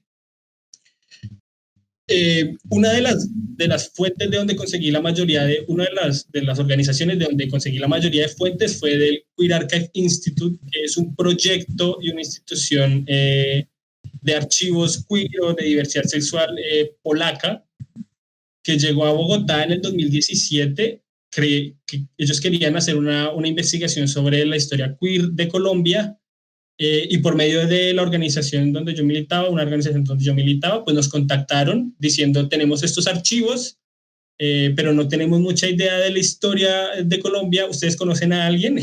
Yo soy el que leo el ensayo, y dije, claro, yo les tengo al historiador preciso, y pues ahí entro yo directamente a participar con un archivo, un gran archivo al que yo no había tenido acceso como estudiante, como investigador, pero que ellos sí habían tenido acceso como una institución pues prestigiosa, extranjera, con mucho más dinero que yo podía tener, y que pues muy amablemente me compartieron. Entonces yo ahí trabajo como asesor histórico, también como curador en una exposición que se hizo en la Fundación Gilberto Alzate Avendaño en el 2017, a final del 2017, y pues me quedo con el archivo, puedo acceder al archivo, y pues de ahí en adelante es cuando consolido ya un material pues bastante serio para producir la investigación que saqué. Y dentro de ese archivo estaban pues los escritos de León Zuleta. León Zuleta es un personaje conocido y al mismo tiempo desconocido. Conocido porque todo el mundo replica que es el padre del movimiento LGBT en Colombia. León Zuleta, el padre del movimiento. Y eso es lo que uno va a escuchar siempre de él. Pero es conocido porque no existen investigaciones al respecto. Nadie se ha centrado en hacer una monografía, una biografía seria de León Zuleta. Entonces, uno de los intereses también investigativos era empezar a hacer un perfil biográfico de León. Y para eso, pues, entrevisté a su familia, fui a Medellín, entré en contacto. Él había sido miembro del Partido Comunista allá en Medellín, él sale en el 60 y pico. Es controversial porque algunas personas dicen que es por su orientación sexual, otras personas dicen que es por su posición antiortodoxa, de línea antimarxista-leninista, pues, dentro del partido. Pero pues la investigación ha sido fructífera en ese sentido porque me ha permitido abrir un diálogo sobre qué significa la historia o este personaje, no solo para el sector, sino para la historia de Colombia en general. Y de hecho, hace poco me junté con otro investigador, Guillermo Correa, un profesor de historia de Medellín, de trabajo social y historia de Medellín, y estamos pensando pues hacer un compendio, un trabajo investigativo mucho más serio sobre León Zuleta, que es un intelectual sectorial, pues del que se conoce pues muy poco. Entonces, pues yo siento que eso son lo que decía, son pequeños pasos en la creación de una historiografía sectorial, que es algo que está empezando hasta ahora. Ok, sí, bueno, o sea, con el tema entras, ya lo mencionabas, a la Universidad de los Andes a hacer la maestría, de ahí sale el trabajo Del armario a las calles, historia del movimiento de liberación homosexual en Colombia. Sí, pues tú lo has dicho, el trabajo pues, tiene una posición pionera en la historiografía frente a estudios de antropología y ciencia política, también lo mencionaste. Entonces, pues quisiera preguntar cómo pues, el aporte de la historia, de la disciplina histórica en la comprensión de los movimientos homosexuales, y pues cómo se relaciona con otras corrientes. Es decir, pues uno cuando pues, ve los estudios que hay sobre los temas, pues nota que son como dominados por corrientes de estudios de género, pues, de movimientos sociales o incluso la misma historia oral. Entonces, pues, ¿cuál es como tu aporte, cómo se ha podido teorizar y pues cómo complejizar este tema que es tan novedoso y que en muchos casos se asume como de moda o como dentro de la corrección política, pues cómo manejas esto y cómo lo sofisticas, si se quiere. Sí, yo siento que eso me pasó precisamente en la maestría. Yo enunciaba mi tema y la gente decía como, qué interesante, como diciendo es el tema de moda, está muy bonito, pero pues nada más, ¿no? Como que no interactuaba realmente con discusiones académicas en torno al tema, primero porque no se sabía mucho y segundo pues porque la gente temía interactuar con el tema. Yo siento que una de las primeras cosas que hice y uno de los primeros valores de la investigación es crear el archivo. O sea, no había un archivo. Yo no fui a un archivo donde encontré todos estos textos y dije, así va a ser investigación. No, yo armé el archivo. Y eso es un primer paso para la construcción de cualquier proceso de trabajo investigativo, crear el archivo. ¿Dónde están las fuentes para investigar este fenómeno? Y siento que la investigación tuvo un término feliz en esto, en la posibilidad de crear un archivo, pues, suficientemente grueso como para poder decir algo sensato sobre el tema, porque los artículos y los textos anteriores pues se basaban en una o dos fuentes y fuentes para nada confiables, de segunda mano, reportajes de televisión, tesis de pregrado o incluso artículos publicados en revistas indexadas que citaban pues de manera bastante como lo leí en una revista trotskista y literal eso es un pie de página que encontré en un artículo, como pie de página en una revista trotskista. Punto. Entonces, pues lo primero que hay que hacer es crear un archivo. Yo siento que eso es valioso y he podido compartir ese archivo con todos los investigadores que se me aproximan y ese archivo ha venido creciendo. Lo otro que siento que ha aportado la perspectiva historiográfica pues es la de crear pues una noción de historicidad del mismo movimiento. O sea, el movimiento LGBT se asume que es algo que es algo reciente, que es algo que se inventaron hace poquito, y dos, que es una cosa bastante sencilla, unidireccional, unilateral, homogénea. Y lo que me permitió la investigación es evidenciar que, pues para nada, que mínimamente el activismo, la organización se remonta a los 70, que desde los 70 existen divergentes posturas dentro del mismo movimiento, algunas posturas mucho más reformistas, algunas posturas mucho más cercanas a la derecha también, otras posturas mucho más radicales, mucho más revolucionarias, pero que es posible rastrear diversas posturas y que es algo que no se conocía antes. Y que rastreando esas diversas posturas pues se puede complejizar incluso la perspectiva política actual, que es algo que tú mencionabas. Hoy en día el movimiento pues es un movimiento bastante diverso y sin embargo pues existe una visibilidad hegemónica de ciertos sectores LGBT pues que tal vez no son los sectores pues que más me interesan a mí o no son los únicos sectores. Entonces la investigación también permite abrir las posibilidades a leer otras formas de entender la diversidad sexual. Felipe, quisiera preguntarte sobre pues una cosa que me queda sonando, como en términos metodológicos o de teorización, si se quiere, y es que por un lado resaltas pues estos movimientos, agrupaciones dentro de una diversidad, dentro de una amplia gama de posibilidades, tendencias. De hecho, pues como corrientes de género son como muy perspicaces en conceptualizar cosas y micropoderes y demás. Sí, o sea, hay un abanico, pero al mismo tiempo hablas de asumirlos como un sector, ¿sí? Como un sector para el estudio. Entonces, ¿cómo concilias estas dos cosas? Sí, claro, pues es la idea de crear una historiografía, así como existe una historiografía del movimiento estudiantil, una historiografía del movimiento obrero, pues crear una historiografía del movimiento LGBT, que no asuma que el movimiento es uno solo, con una única tendencia, con un único liderazgo y que es pues monolítico. Entonces eso es lo que se ha intentado evidenciar con la investigación, como evidenciar que existen muchas perspectivas políticas de asumir la diversidad sexual y que la diversidad sexual tiene muchas tendencias dentro de sí. Hay muchas formas de interpretar la sexualidad o la creciente autonomía que tenemos de la sexualidad. Y siento que la investigación se ha enfocado, pues si bien yo me enfoco en una particular, que es esta del movimiento de liberación homosexual, pues también se abre a la posibilidad de interpretar otras tendencias dentro del movimiento, que es a fin de cuentas, pues el interés de crear una comunidad académica en torno a este tema, ¿no? Y yo generalmente siempre intento invitar a todas las personas cuando me hablan o cuando participo en foros, de pues abrir espacios de investigación en otras cosas, incluso los mismos activistas o los mismos exmilitantes, pues me invitan a pensarme otras perspectivas, como dónde está la perspectiva cristiana dentro del movimiento, y que la hubo, y hubo muchas organizaciones cristianas gays en Bogotá, en Medellín, por ejemplo. Una perspectiva de derecha, una perspectiva de centro, esas cosas están, pero toca iniciar discutiendo, y pues para iniciar la discusión pues es poner en la mesa eso, la heterogeneidad del sector. Sí, y bueno, gracias como los desarrollos que has hecho, pues lo mencionabas, pues has mencionado a varias personas, has podido pues como establecer redes, y así en tu lógica todo es redes, ¿no? Redes estudiantiles, en los artículos hablas de redes latinoamericanas, y pues también has construido redes pues, de investigadores, por un lado.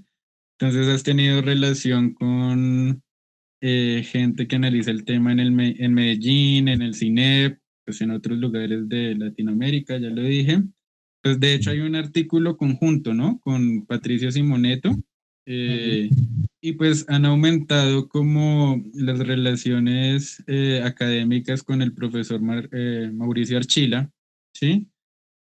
Pues eso por un lado. Por el otro, pues también has hecho como redes y tienes relación con los propios protagonistas de la historia que intentas reconstruir.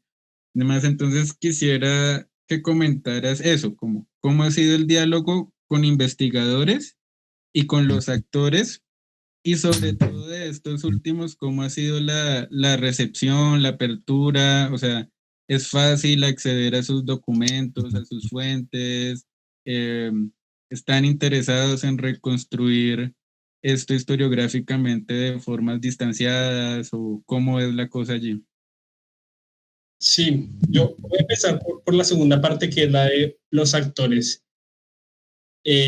Como un ejercicio autocrítico y también una forma de imponerme un cronograma para mi investigación de la maestría, decidí presentar avances públicamente en el Centro Comunitario LGBT de Teusaquillo, que queda ahí cerca al Parkway, cerca de la Nacional.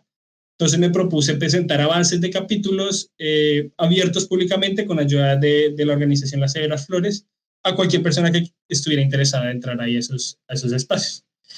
Entonces, creando imponiéndome eso, pues me encontré con que existía un montón de gente interesada que quería contar sus historias. Me recuerdo mucho una sesión de un taller donde yo estaba exponiendo una marcha un 1 de mayo, donde salió un contingente de trabajadores homosexuales, y puse la foto en la presentación en PowerPoint, y un señor al fondo levantó la mano y dijo: ese de ahí en la esquina soy yo. Y ese de ahí es Pepito, y esa es Juanita, y ese es Aldito. Y yo tengo esa foto y otras fotos. ¿Por qué usted no había hablado conmigo?, me dice. Y yo, perdón, yo no sabía que era usted de la foto. Y me acerqué a él, y así con estas personas empecé a crear toda una red de apoyo para la investigación. Y ellos me facilitaron un montón de documentos muy amablemente. Personas muy queridas que nunca habían pensado que se iba a hacer una tesis sobre ellos, me contaban. Les decían: nosotros qué íbamos a pensar que alguien iba a hacer una tesis sobre esa marcha que nosotros hicimos alguna vez, sobre esas tontadas que nosotros escribíamos en esos panfletos que repartíamos. Y la relación fue muy feliz. Yo todavía me hablo con muchos de ellos. Ellos fueron a mi defensa de la tesis, y ellos la defendieron más que yo. Me acuerdo mucho de que después de los comentarios de los jurados, pues ellos levantaron la mano, 2 de ellos levantaron la mano, y pues, bueno, hablaron un montón de flores de la investigación, defendiéndola por todos lados. Ellos la habían leído también antes. Entonces, pues yo siento que se ha construido una relación muy bonita, también porque yo milito políticamente en organizaciones de disidencias sexuales. O sea, hay una cercanía investigativa de reconocer que lo que ellos hicieron es importante, y por eso pues me extienden los archivos, pero también una afinidad política de decir como pues yo no soy cualquier persona que viene a hablarles de esto, sino soy una persona que también está en medio. O sea, soy una generación distinta a la de ellos, pero hago parte del movimiento. Entonces ahí hay una relación doble de trabajo pues que ha sido muy efectiva, y no solo con ellos, sino también con militantes de otras partes del mundo. Y a esto voy a la segunda parte, que es la de las redes. Como el tema es emergente, pues los pocos historiadores que trabajamos este tema nos leemos entre nosotros. Entonces yo había leído ya antes lo que había escrito Patricio, y a través de una red social de académicos, academia.edu, pues yo había publicado un avance en mi investigación que presenté en el Congreso de Historiadores de Medellín. Yo lo tenía agregado, y él me escribió y él dijo como: leí el avance que tú presentaste, esa ponencia, y pues resulta que estamos trabajando lo mismo y tú me citas y dices esto y esto y esto de mí, y pues, ¿qué piensas de esto y esto? Y empezamos a charlar ahí, empezamos a compartir ideas y al final decimos, como él estaba estudiando el Frente de Liberación Homosexual argentino, yo el Movimiento de Liberación Homosexual colombiano, más o menos la misma época, y dijimos, pues, ¿por qué no escribimos algo en común? Debe haber tendencias, debe haber algo. Y así poco a poco se ha venido creando como una red de investigadores de los movimientos de liberación homosexual en Latinoamérica, en Brasil también, en Estados Unidos, México, Chile, y hemos empezado a compartir pues hipótesis de una serie de organizaciones que tienen tendencias bastante similares y que surgieron en un momento bastante particular de la historia latinoamericana, con creación de también sus propios intelectuales, así como hay un Zuleta aquí allá en Colombia, pues hay un Lemebel en Chile, hay un Puig en Argentina, hay intelectuales de izquierda que surgen de los partidos comunistas y que terminan militando en movimientos de diversidad sexual. Entonces existe toda una tendencia latinoamericana que empezamos a compartir y que compartimos también en congresos. Entonces me acuerdo mucho de un congreso al que fui aquí en Alemania, en Berlín, donde presenté mi investigación, donde conocí colegas, y esto es algo interesante porque también me aporta mi investigación. Un señor se me acercó y me dijo como felicitaciones por la presentación, muy interesante. Yo tuve un novio por allá en los 80s, era de Cali, y él me mandó un montón de archivos sobre el movimiento y pues yo los tengo guardados ahí, no sé si a usted le interese. Y los digitalizó y me los envió todos. Pero bueno, con el fin de ampliar los horizontes de investigación, llegas al doctorado en Alemania. Estudias doctorado. Es un tema interesante, me imagino, para una universidad católica alemana. Y pues allá desarrollas la tesis, la investigación, la protesta social LGBT en Bogotá, 1979-2019. Pues bueno, ya lo decías, hay un notorio esfuerzo por entender estos movimientos como un sector. Pues por eso te quiero preguntar cómo la escuela alemana pues te ha ayudado a desarrollar el enfoque. Y pues relacionándolo con lo de redes, tutores e influencias académicas, te quiero preguntar de una vez por tu tutor Thomas Fischer y por Erika Wedler, que pues, o sea, han sido como muy influyentes, cómo llegas a conocerlos y demás, y cómo vas desarrollando esta investigación. Sí, yo termino la tesis pues bien, feliz, yo me siento satisfecho con la investigación. Me proponen que la publique en artículos y eso es precisamente lo que hago, un par de artículos, pensando en ampliar el tema pues de una manera mucho más profunda en el doctorado. Yo llego a Alemania pues de manera, si se quiere, un poco pues fortuita. Yo inicialmente no había pensado hacer el doctorado en Alemania, yo no sabía nada de alemán antes de venir acá, pero por insistencia de unos profesores que tuve en la maestría, pues ellos me hablaron del DAAD, del Servicio de Intercambio Académico Alemán, de unas buenas becas de doctorado que tenían, y pues yo había participado en un pequeño viaje de estudio aquí a Alemania con el Departamento de Geografía de la Universidad de los Andes. Resulta que ellos habían creado un grupo que aplicaba una beca, es una beca especial que ofrece el DAAD, que es ir por 15 días a Alemania buscando programas de doctorado. Necesitaban una persona porque se les había salido un miembro, necesitaban que yo firmara unos papeles, pues yo fui y firmé los papeles y pues nos ganamos la beca. Entonces yo dije, pues buenísimo, era un tour de estudiantes de geografía, entonces pues no había mucho interés en ese sentido, pero pues era un viaje pagado a Alemania, entonces pues yo dije, pues bueno, me voy. Y en una de las paradas, pues hablamos no solo con un departamento de geografía, sino con un departamento de historia, que es esta universidad donde estoy, la Universidad de Eichstätt-Ingolstadt, la católica. Ellos tienen un instituto de estudios latinoamericanos y tenían un pequeño grupo centrado en movimientos sociales. Y pues yo me la llevé muy bien con los investigadores acá, me dijeron que debía aplicar, que no perdía nada, que eso se podía conseguir, alguna beca. Y pues así es como decido ir a Alemania, como aplico al DAAD y me ganó la beca, una beca doctoral, y pues termino acá, sin conocimientos previos de alemán ni nada, pero pues que termino acá. La experiencia ha sido bastante interesante porque nuevamente es un instituto de estudios latinoamericanos que tiene un nicho de investigación en estudios de movimientos sociales, entonces he podido ampliar un poco mi bagaje investigativo en ese sentido. La universidad no tiene un enfoque en estudios de género y aquí nuevamente no encuentra un tutor específico de estudios de género. Thomas Fisher es un colombianista, es un historiador que pues me ayuda de maneras técnicas y un poco si se quiere pues formales, pero nuevamente no es un especialista en el tema. Entonces pues he ido buscando poco a poco en distintas partes investigadores que me ayuden. Annika Wettler, que es una profesora de la Universidad de Marburg, ella escribió hace poco un texto sobre historia del movimiento LGBT colombiano y ella pues me ha guiado un poco en ese sentido, pero también pues me he topado con la historiografía alemana del movimiento LGBT aquí alemán, que me ha ayudado mucho a crear referentes, a estructurar un poco la investigación de una manera mucho más seria. La base de la investigación que estoy haciendo, o sea, la fuente de la investigación es la base de datos del CINEP de luchas sociales, que ellos tienen una base de datos específica, construyen una base específica del movimiento LGBT que yo estoy complementando con mis propios archivos, y pues esa es la idea de la investigación. Felipe, el profesor Ayala tiene una pregunta. Muchas gracias. Yo encuentro coherencias muy interesantes en lo que plantea Felipe. Es decir, hay una coherencia entre su vida estudiantil y la manera como va llegando a los espacios que le permiten irse formando profesionalmente.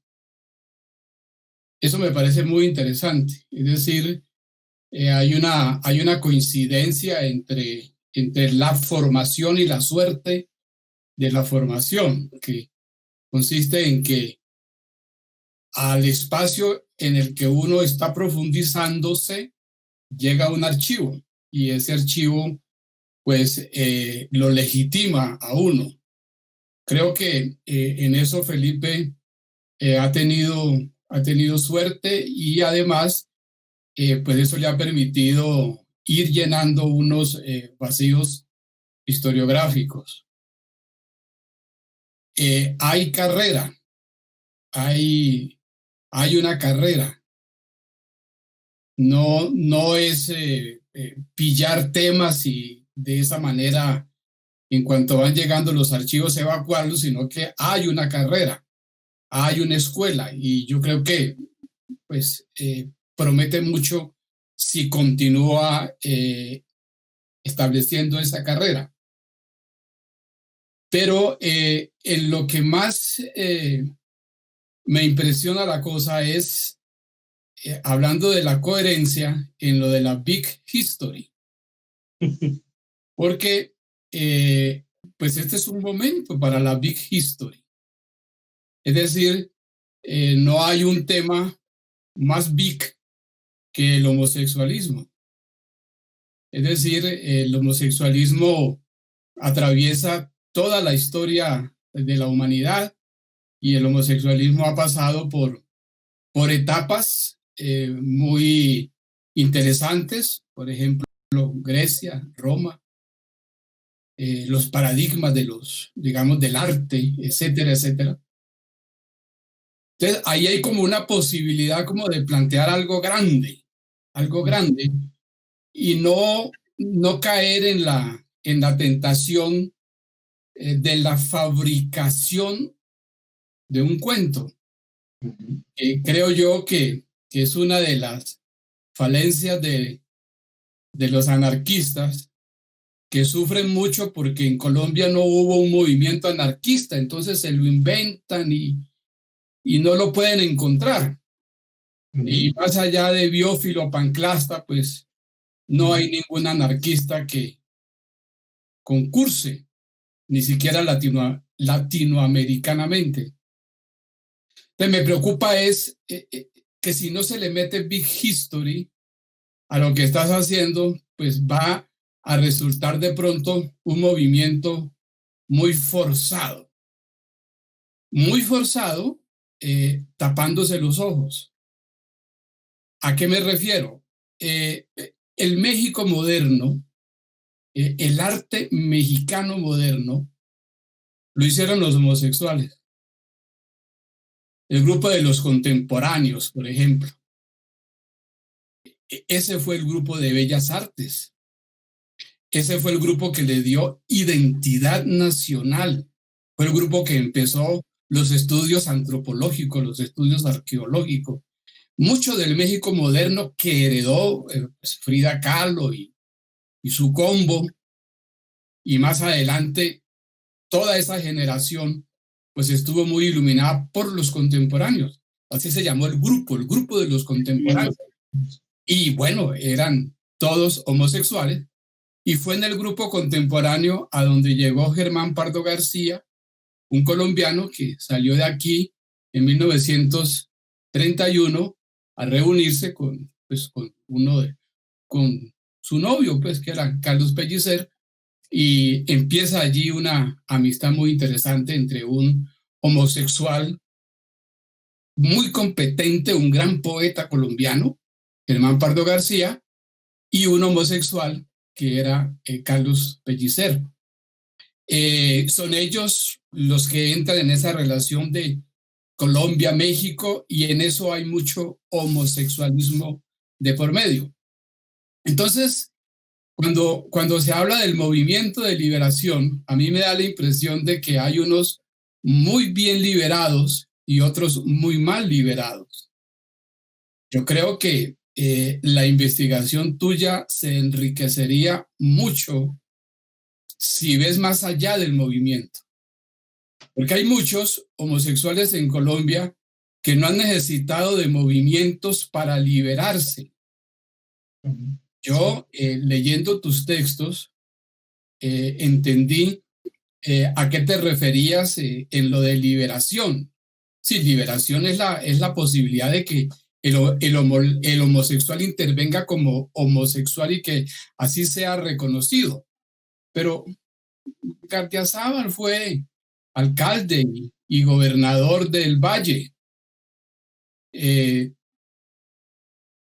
Para citar un solo nombre, es decir, el homosexualismo en Colombia ha tenido mucho poder y ha tenido muchas figuras representativas, sin necesidad de militar en un supuesto movimiento anárquico de liberación homosexual. Entonces a mí me parece que sería bueno como que pensaras en cómo se las vieron los homosexuales en Colombia, por lo menos en el siglo XX, para darte cuenta de que el homosexualismo ha estado presente con mucho poder, no solamente en Colombia, sino en toda América Latina. Sí, sin duda esa también es una preocupación mía por varias razones. Una, por supuesto, es la de, desafortunadamente todavía no hay mucha gente que esté investigando este tema. Entonces, las cosas que escribo y las cosas que publico, pues son interpretadas como de las pocas cosas que se escriben o que se publican al respecto, y por supuesto, sabemos que el conocimiento histórico es por naturaleza provisional, y hay un temor ahí de que sea lo único que salga, que por supuesto no creo que vaya a ser así, pero por ahora es de lo poco que hay, y sentir que pues mi interpretación es la única interpretación que hay, o la que se cita o la que se conoce, pues hay un temor también de cómo se construye el conocimiento. Intento saldarlo de varias maneras. Una, por supuesto, sería, como menciona, pues reconocer todas esas otras experiencias de sexualidad que existen a lo largo de la historia colombiana, que por supuesto que existen, y que es importante incorporarlas a la investigación. Yo no es que las desconozca, pero pues sí es una justa crítica decir que no las incorporó todavía, más bien todavía no las he incorporado a la investigación. También porque es una cuestión nuevamente marcada por la clase, pero por supuesto, ahí está el otro problema, ahí está el problema de decir cómo mi interpretación, o puedo estar forzando la interpretación de lo que implicó el movimiento de liberación homosexual. Y la forma como yo hago para saldar esa pática que tengo en la investigación es la de abrir la investigación lo más que pueda a la revisión y discusión con pares académicos investigativos. no solo a través de las fuentes, porque si se evidencia en la investigación, intento citar la mayor cantidad de fuentes, intento incluso poner los textos tal cual están en las fuentes, publicar las fuentes a través de los artículos, pedazos de fuentes, sino también interactuando a través de la mayor cantidad de espacios académicos donde propongo las tesis que yo he construido y espero la retroalimentación para que la gente me diga. Y me han dicho a través de formas como, no, yo creo que por aquí no fue, yo creo que aquí el grupo quería decir esto, yo siento que esa interpretación es esa, pues intentando construir nuevamente una comunidad académica que permita discutir estas cosas. Hay un texto muy bello y muy valioso que se publicó apenas en el 2017 y se llama Historia Cultural de la Homosexualidad en Medellín, Raros, de Guillermo Correa. Y ese texto recoge todas esas interpretaciones de las que usted menciona, no solo el movimiento de liberación, sino esa otra cultura de las élites y la homosexualidad de las élites en Medellín, por ejemplo. Es un trabajo grueso y es un trabajo de archivo fuerte también, pero que ya se está construyendo. Entonces yo siento que por supuesto, es importante y es valioso y hay que reconocer esas experiencias en la investigación, pero pues hasta ahora se está empezando, ¿no? Hasta ahora se está empezando, como usted dice, a hacer carrera y pues en ese inicio, pues uno inicia como intentando, lo que le digo, intentando querer abarcarlo todo y es poco a poco como uno va a reconociendo los distintos temas, siendo que la única forma de saltar eso es siendo lo más honesto posible y lo más dispuesto a la interacción con los colegas, ¿no? Que es a fin de cuentas cómo se construye el conocimiento histórico también dialogando. Gracias. Bueno, Felipe, yo pues no sé, quisiera ver si hay alguna otra pregunta. Sí, una pregunta con relación a la investigación y en términos de trayectoria, digamos, de autor de esta historia que estás construyendo. Esa investigación, no sé cómo plantear la pregunta, o sea, ¿cómo la vives? Tú eliges un tema, un poco como decía César, lo vas construyendo, pero me da la impresión de que a mí me da la impresión que ahí hubieras podido escoger cualquier otro tema, ¿entiendes? Y lo hubieras hecho bien, sin duda. Entonces, ¿cómo en esta trayectoria, qué es lo particular de ese tema? Es decir, pasas de la Nacional a los Andes, tienes esa experiencia, y lo decías, en los Andes fue más metodología, tenía el vínculo con la Nacional por movimientos sociales, entonces escuchándote, a mí me parece que el tema es muy apasionante, es algo que tú estás haciendo, y ya creo que todos lo reconocemos, le das la originalidad y lo pones en el debate académico, lo haces público, lo sacas, pero y ahí ese elemento apasionante del tema de la originalidad, de lo desconocido, digo, lo apasionante, pues yo no logro entender cómo llegaste ahí o cómo lo vives. Entonces creo que, por eso, y con mucho respeto lo digo también, nada irónico, hubieras podido hacer otro tema, hubieras podido trabajar otro movimiento social, otro actor, otro desconocer, correr el velo sobre otro tema desconocido, pero aquí con este tema que tienes tan interesante, cómo es esa trayectoria investigativa, cómo es la construcción de ese objeto, más allá de los elementos, digamos, académicos que has expuesto, el planteamiento, construir el archivo, etc. Sí, esa es una muy buena pregunta. Yo aquí podría usar una fórmula que alguna vez le escuché al profesor Ayala en una clase y decir como el historiador no escoge las fuentes, sino las fuentes escogen al historiador, y ahí saldarlo con un poco de misticismo. Pero no, pero más allá de eso sí, yo siento que inicialmente fue un interés, como mencionaba, pues político, de pensar como, bueno, ¿qué interpretaciones hay? Como decía, pude haber escogido cualquier otro tema, pero pues fue a partir de esa emocionalidad, si se quiere, lo político, ¿no? De pensar como, hay antecedentes políticos de esto aquí en Colombia, y pues me di a la tarea de averiguar, y pues investigando me di cuenta, pues no se ha escrito sobre este tema. Y como investigador, pues, por supuesto, es difícil, y esto también es algo estratégico y algo agradable en la investigación, es difícil encontrar temas de los que no se han investigado en historia. Por supuesto que existen hartos, pero es difícil encontrar un tema del que poco se ha hablado. Y eso también tiene sus ventajas, por supuesto tiene sus desventajas y ya las hemos mencionado ahorita, ¿no? Restricción, crear mitos, todo eso es un problema a la hora de un tema del que poco se ha trabajado. Pero también tiene sus ventajas y es precisamente esta, ¿no? Como que es poco del que se habla, entonces pues uno adquiere también una posibilidad de crear una tendencia historiográfica, una tendencia investigativa, quiero decir. Y eso es algo también interesante y bueno, y es, por supuesto, también es estratégicamente profesional, es decir, en la construcción de una vida profesional académica, uno también tiene que ser lo suficientemente sensato como para reconocer cuándo vale la pena hacer una investigación sobre un tema y cuándo no, cuándo es simplemente capricho. Ya después, cuando uno tenga 60, 70 años y esté bien en una universidad, pues uno puede dedicarse a investigar lo que se le dé la gana a uno. Pero ahorita a esta edad, incluso los movimientos le tiran a uno las tendencias, las investigaciones. Uno está estudiando realmente no lo que uno quiere, sino lo que uno siente que es necesario en cierto momento también. Y yo siento que esa es una de las ventajas o esa es una de las razones por las cuales este tema ha recibido, pues, tanto se ha recibido de forma tan feliz o tan afirmativa. Y es porque el movimiento estaba exigiendo que se construyera una historia del movimiento, de estas experiencias. Y eso es algo valioso que uno tampoco tiene que perder. ¿Para quién uno está produciendo? Si no está produciendo la investigación simplemente para uno mismo, o la está produciendo para un público más amplio. Por eso también mi relación con pasar los avances investigativos en el centro comunitario, hablar en estos espacios.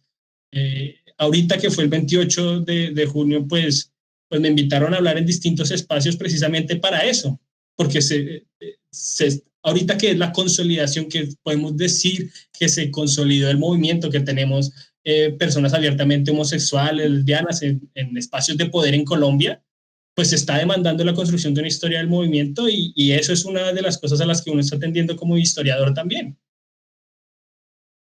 Gracias. Okay.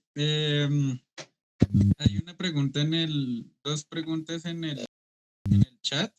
Entonces las preguntas las hace Angie Vanessa Quintana. Y la primera dice, ¿cuáles crees que son los retos desde la Academia Colombiana y también desde la disciplina histórica para que estos temas se empiecen a trabajar y a enseñar más en las universidades? Y la segunda pregunta es, ¿qué significan los términos LGBT y queer y también cómo se relacionan? Gracias por la pregunta. Pues hay que decir una cosa, y es que pues yo nunca recibí una tutoría directa de algún investigador sobre el tema, ¿no? Es decir, en el departamento de historia no existía algún profesor que trabajara directamente la historia del género, a pesar de que hay una escuela de estudios de género un piso abajo del departamento, del cual uno puede aprender, pero que no es lo mismo que encontrar a un investigador, historiadora que trabaje en los temas de género, ¿no? Como que no es lo mismo esa relación en la carrera. Y que siento que pues eso es una falencia, pero no solo de ese departamento, sino en general de muchos departamentos de historia, ¿no? Como a pesar de que existen muchas investigadoras y muchas historiadoras, pues de todos modos todavía es poco el espacio en los departamentos a ese sentido. Y yo siento que pues una forma de saldarlos es eso, ¿no? Es que se empiecen a abrir plazas para investigadores al respecto, que es algo que yo no tuve como en mi formación, ni en el Departamento de Historia de la Nacional, ni en el de los Andes, hay que decirlo. O sea, ahí tampoco hay una plaza específica para eso. Y al mismo tiempo es una cuestión paradójica, porque es que en el último congreso de historiadores de Colombia, el que se hizo en Armenia, si no estoy mal, el año pasado o antepasado, habían 4 mesas distintas de historia de género, con distintos nombres. Historia de las mujeres y las diversidades sexuales, historia del movimiento LGBT, género e historia, y bueno, otro nombre. 4 mesas distintas. Y eso no tiene presentación en ningún congreso académico. O sea, ¿cómo puede decir que existen 4 mesas distintas si no nos podemos reunir las distintas investigadores en una mesa para discutir conjuntos problemas académicos? O sea, existe un problema muy serio a la hora de reconocer estas perspectivas de género como una perspectiva importante, y al mismo tiempo de los investigadores que los trabajamos, de reunirnos y ponernos a debatir seriamente. Y debatir seriamente implica pues hacer críticas y autocríticas de manera responsable.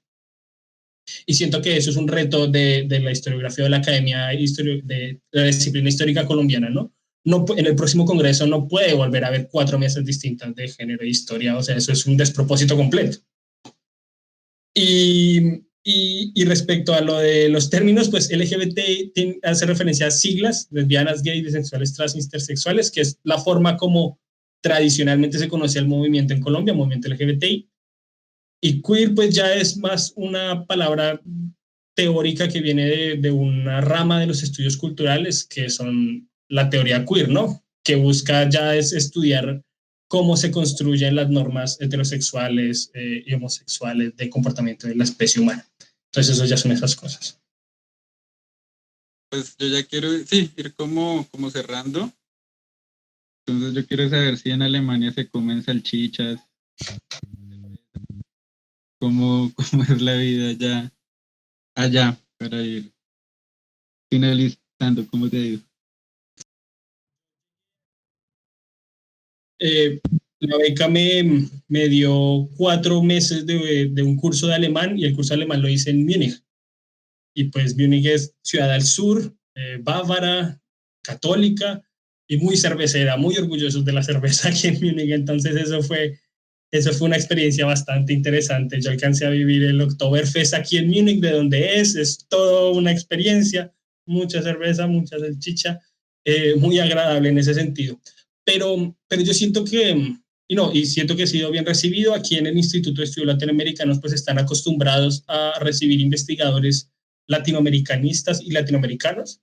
Entonces pues siento que ha sido una bienvenida bastante acogedora, a pesar de lo que pueda pensarse, pues se recibe al latino de una manera pues muy feliz aquí en Alemania. Lo que sí siento que es un choque grandísimo, grandísimo, grandísimo es lo que podríamos llamar calidad de vida, ¿no? Saber a qué horas pasa un tren, un metro, y saber la hora exacta de llegada a la otra estación, poder planear la vida con ese nivel de precisión cronológica que se puede hacer aquí, es algo que yo jamás había experimentado en Colombia y que cuesta trabajo explicarlo. Yo me acuerdo cuando los colegas le preguntan a uno, porque yo les contaba, pues súper sorprendido que las paradas de buses tuvieran el cronograma de llegada de un bus, o sea, ni siquiera metro, sino de buses. Yo les decía sorprendidos, esto no es así en Colombia. Y ellos me preguntan, ¿y entonces cómo es en Colombia?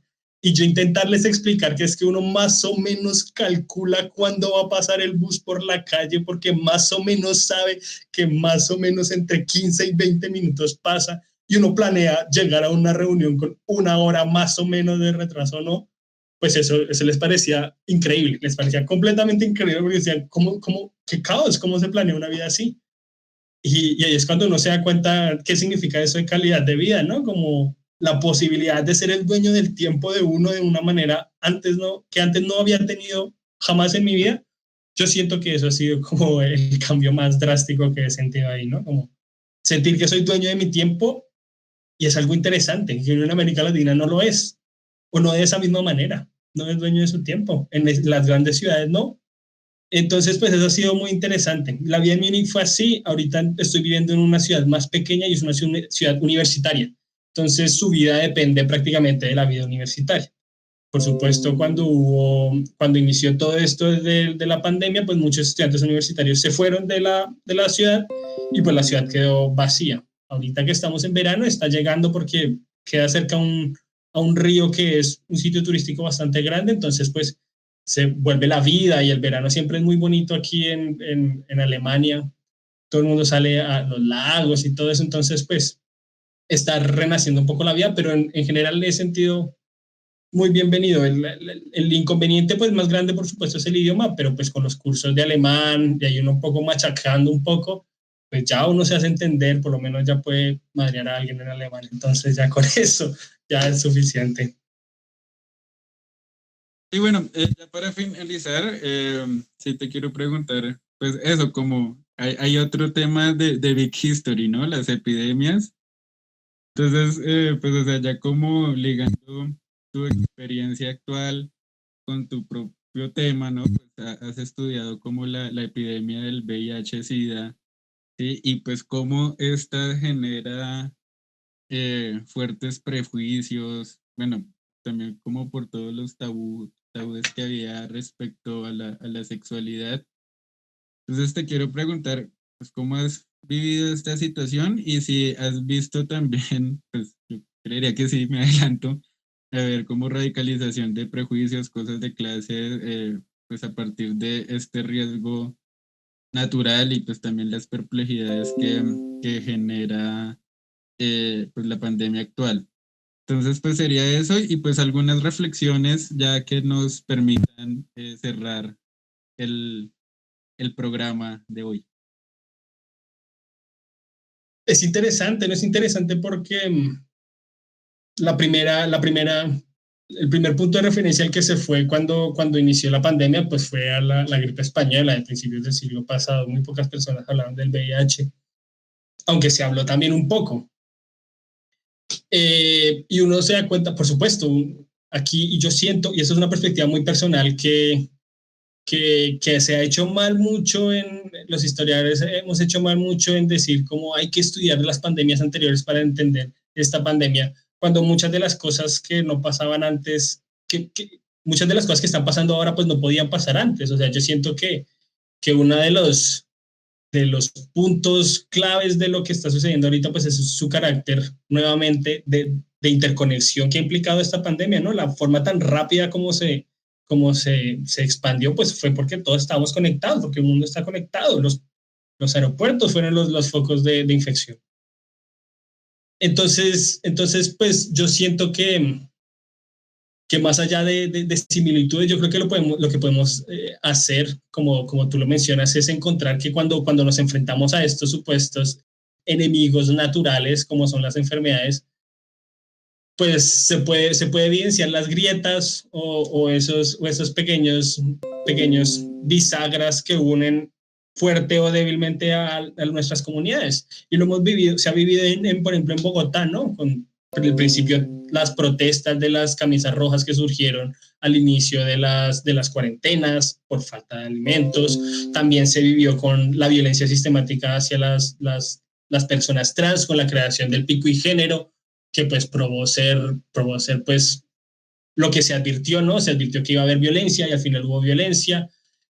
Lo vemos en otras partes, por ejemplo, recientemente en Estados Unidos, con todo ese movimiento anti-máscaras que surge como una continuación de toda una tendencia política anticiencia que curiosamente se ha hecho fuerte en el medio de la pandemia. Entonces yo siento que estas enfermedades, cuando nos enfrentamos a las enfermedades, nos enfrentamos a esas bisagras, ¿no? A qué tan unido, qué tan cohesionado estamos como comunidad. Y eso pasó con el VIH también. Justo en medio de una emergencia del movimiento, pues se da la enfermedad que evidencia, pues se estaba pensando que se estaba ganando triunfos y pues una pandemia evidencia que mucho trecho por trabajar porque los prejuicios estaban latentes ahí. Entonces yo siento que eso, cuando nos enfrentamos a este tipo de fenómenos, pues se está probando la cohesión que tienen las comunidades, los estados, etcétera, etcétera. Felipe, mucho colombiano, mucha colombiana en Alemania estudiando. No tanto, la verdad no. Por ejemplo, yo hice parte de una corte de investigadores del DAAD y son investigadores de todas partes del mundo y colombianos éramos como 5 frente a muchos más mexicanos, muchos más peruanos, muchos más ecuatorianos. Entonces colombianos al parecer no, por lo menos en mi promoción de la beca, pues no estuvimos muchísimos, pero siempre sí se encuentra uno que otro en alguna parte. Por ejemplo, aquí en donde yo vivo sí hay, pues no diría bastantes, pero más de lo que uno esperaría para una ciudad tan pequeña de colombianos. Entonces, siempre sí se encuentran alguno que otro paisano por ahí, pero por ejemplo en Múnich no hay un restaurante de comida típica colombiana. Y Múnich es una ciudad grande, una ciudad pues de las capitales de Alemania, y no hay, pero sí hay restaurantes de comida típica brasileña o mexicana. Entonces, pues hay una presencia colombiana, pero no tan grande como en otros países. ¿Estás contento? Acá sí, en medio de todo siento que tengo una oportunidad buenísima de hacer un doctorado aquí en Alemania. Eso es con una estabilidad pues bastante impresionante. Muchas personas cuando les conté que me había ganado la beca no me creían. Decían como, ¿quién le va a pagar a usted para que se vaya a hacer una investigación de ese tema en Alemania? Y pues no, miren que si hay gente que paga. Entonces no, yo sí me siento muy afortunado de estar acá. Felipe, una pregunta. Sí. Bueno, nosotros tampoco pensamos que íbamos a vivir esto, ¿no?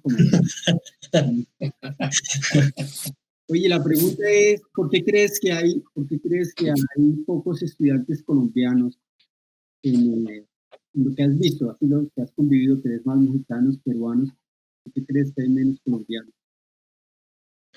No sé si es una cuestión incluso hasta de presupuesto, porque el DAD tiene una oficina en Bogotá, en algunos otros países latinoamericanos no tiene, y sin embargo, pues son pocos los colegas con los que me encontré aquí. Yo siento que también es un temor al idioma, pues existe una distancia lingüística y cultural de Alemania. Generalmente cuando uno habla con colegas, los colegas se quieren ir a hacer un posgrado a Ecuador, a México, a España, pues los que tienen mayor manejo de lenguajes a Estados Unidos o a Francia máximo, pero uno conoce de pocos que se quieran ir a Alemania. Ahorita está cogiendo mayor fama, pero yo la verdad siento que también es un poco de desconocimiento tal vez. La beca del DAD es una beca muy buena, es una beca que da muchos beneficios y no sé, yo no sabría explicarlo. Cuando yo me presenté, lo primero que uno pregunta es el cupo, ¿no? Como, ¿cuántas becas dan ustedes para estudiantes doctorales? Y lo que ellos le responden a uno es, nosotros no tenemos cupo. Si todos los proyectos son buenos, nosotros les damos la beca a todos los proyectos. Y si todos son malos, pues no le damos a ninguno. Eso es lo que ellos le cuentan a uno. Entonces no sé, yo no sabría cómo explicar eso. Hay otras becas aquí. Yo conozco colombianos que están con otras becas, que no es la del DAD aquí en Alemania, pero esas becas requieren un nivel de idioma mucho más grande. Yo pude acceder a una beca en Alemania sin saber alemán. Y eso es una ventaja también muy grande. Entonces sí, igual es una distancia también. Gracias. Bueno, Felipe, tus reflexiones para el mundo, ojalá post-COVID. Yo siento que así como no pensé vivir un evento así, yo siento que cuando inició la pandemia muchos pensamos que el mundo iba a estar quieto por un par de meses, y todo lo que ha pasado ha mostrado que no, que el mundo no se queda quieto, ¿no? Todas esas movilizaciones, o sea, y lo digo porque como una persona que estudia movimientos sociales, estaba muy preocupado por todo ese acumulado político de final del 2019 en América Latina, en Chile, en Ecuador, incluso en Colombia, de movilizaciones grandes. Pues todos pensamos como pues ahorita con la pandemia eso se va a acabar, se van a acabar las movilizaciones. Y si bien no regresaron con la misma fuerza, se mantuvo una agenda de movilización, no solo en Colombia, sino en el mundo. Esos movimientos en contra del racismo estructural, ahorita de coloniales, pues han demostrado que no, que las pandemias tampoco frenan al mundo como algunos pensamos. Y que esa preocupación que teníamos, pues era, pues no había tanta razón de ser. Yo siento que como mencionaba, pues la pandemia lo que ha demostrado, la pandemia ha puesto en prueba a los estados.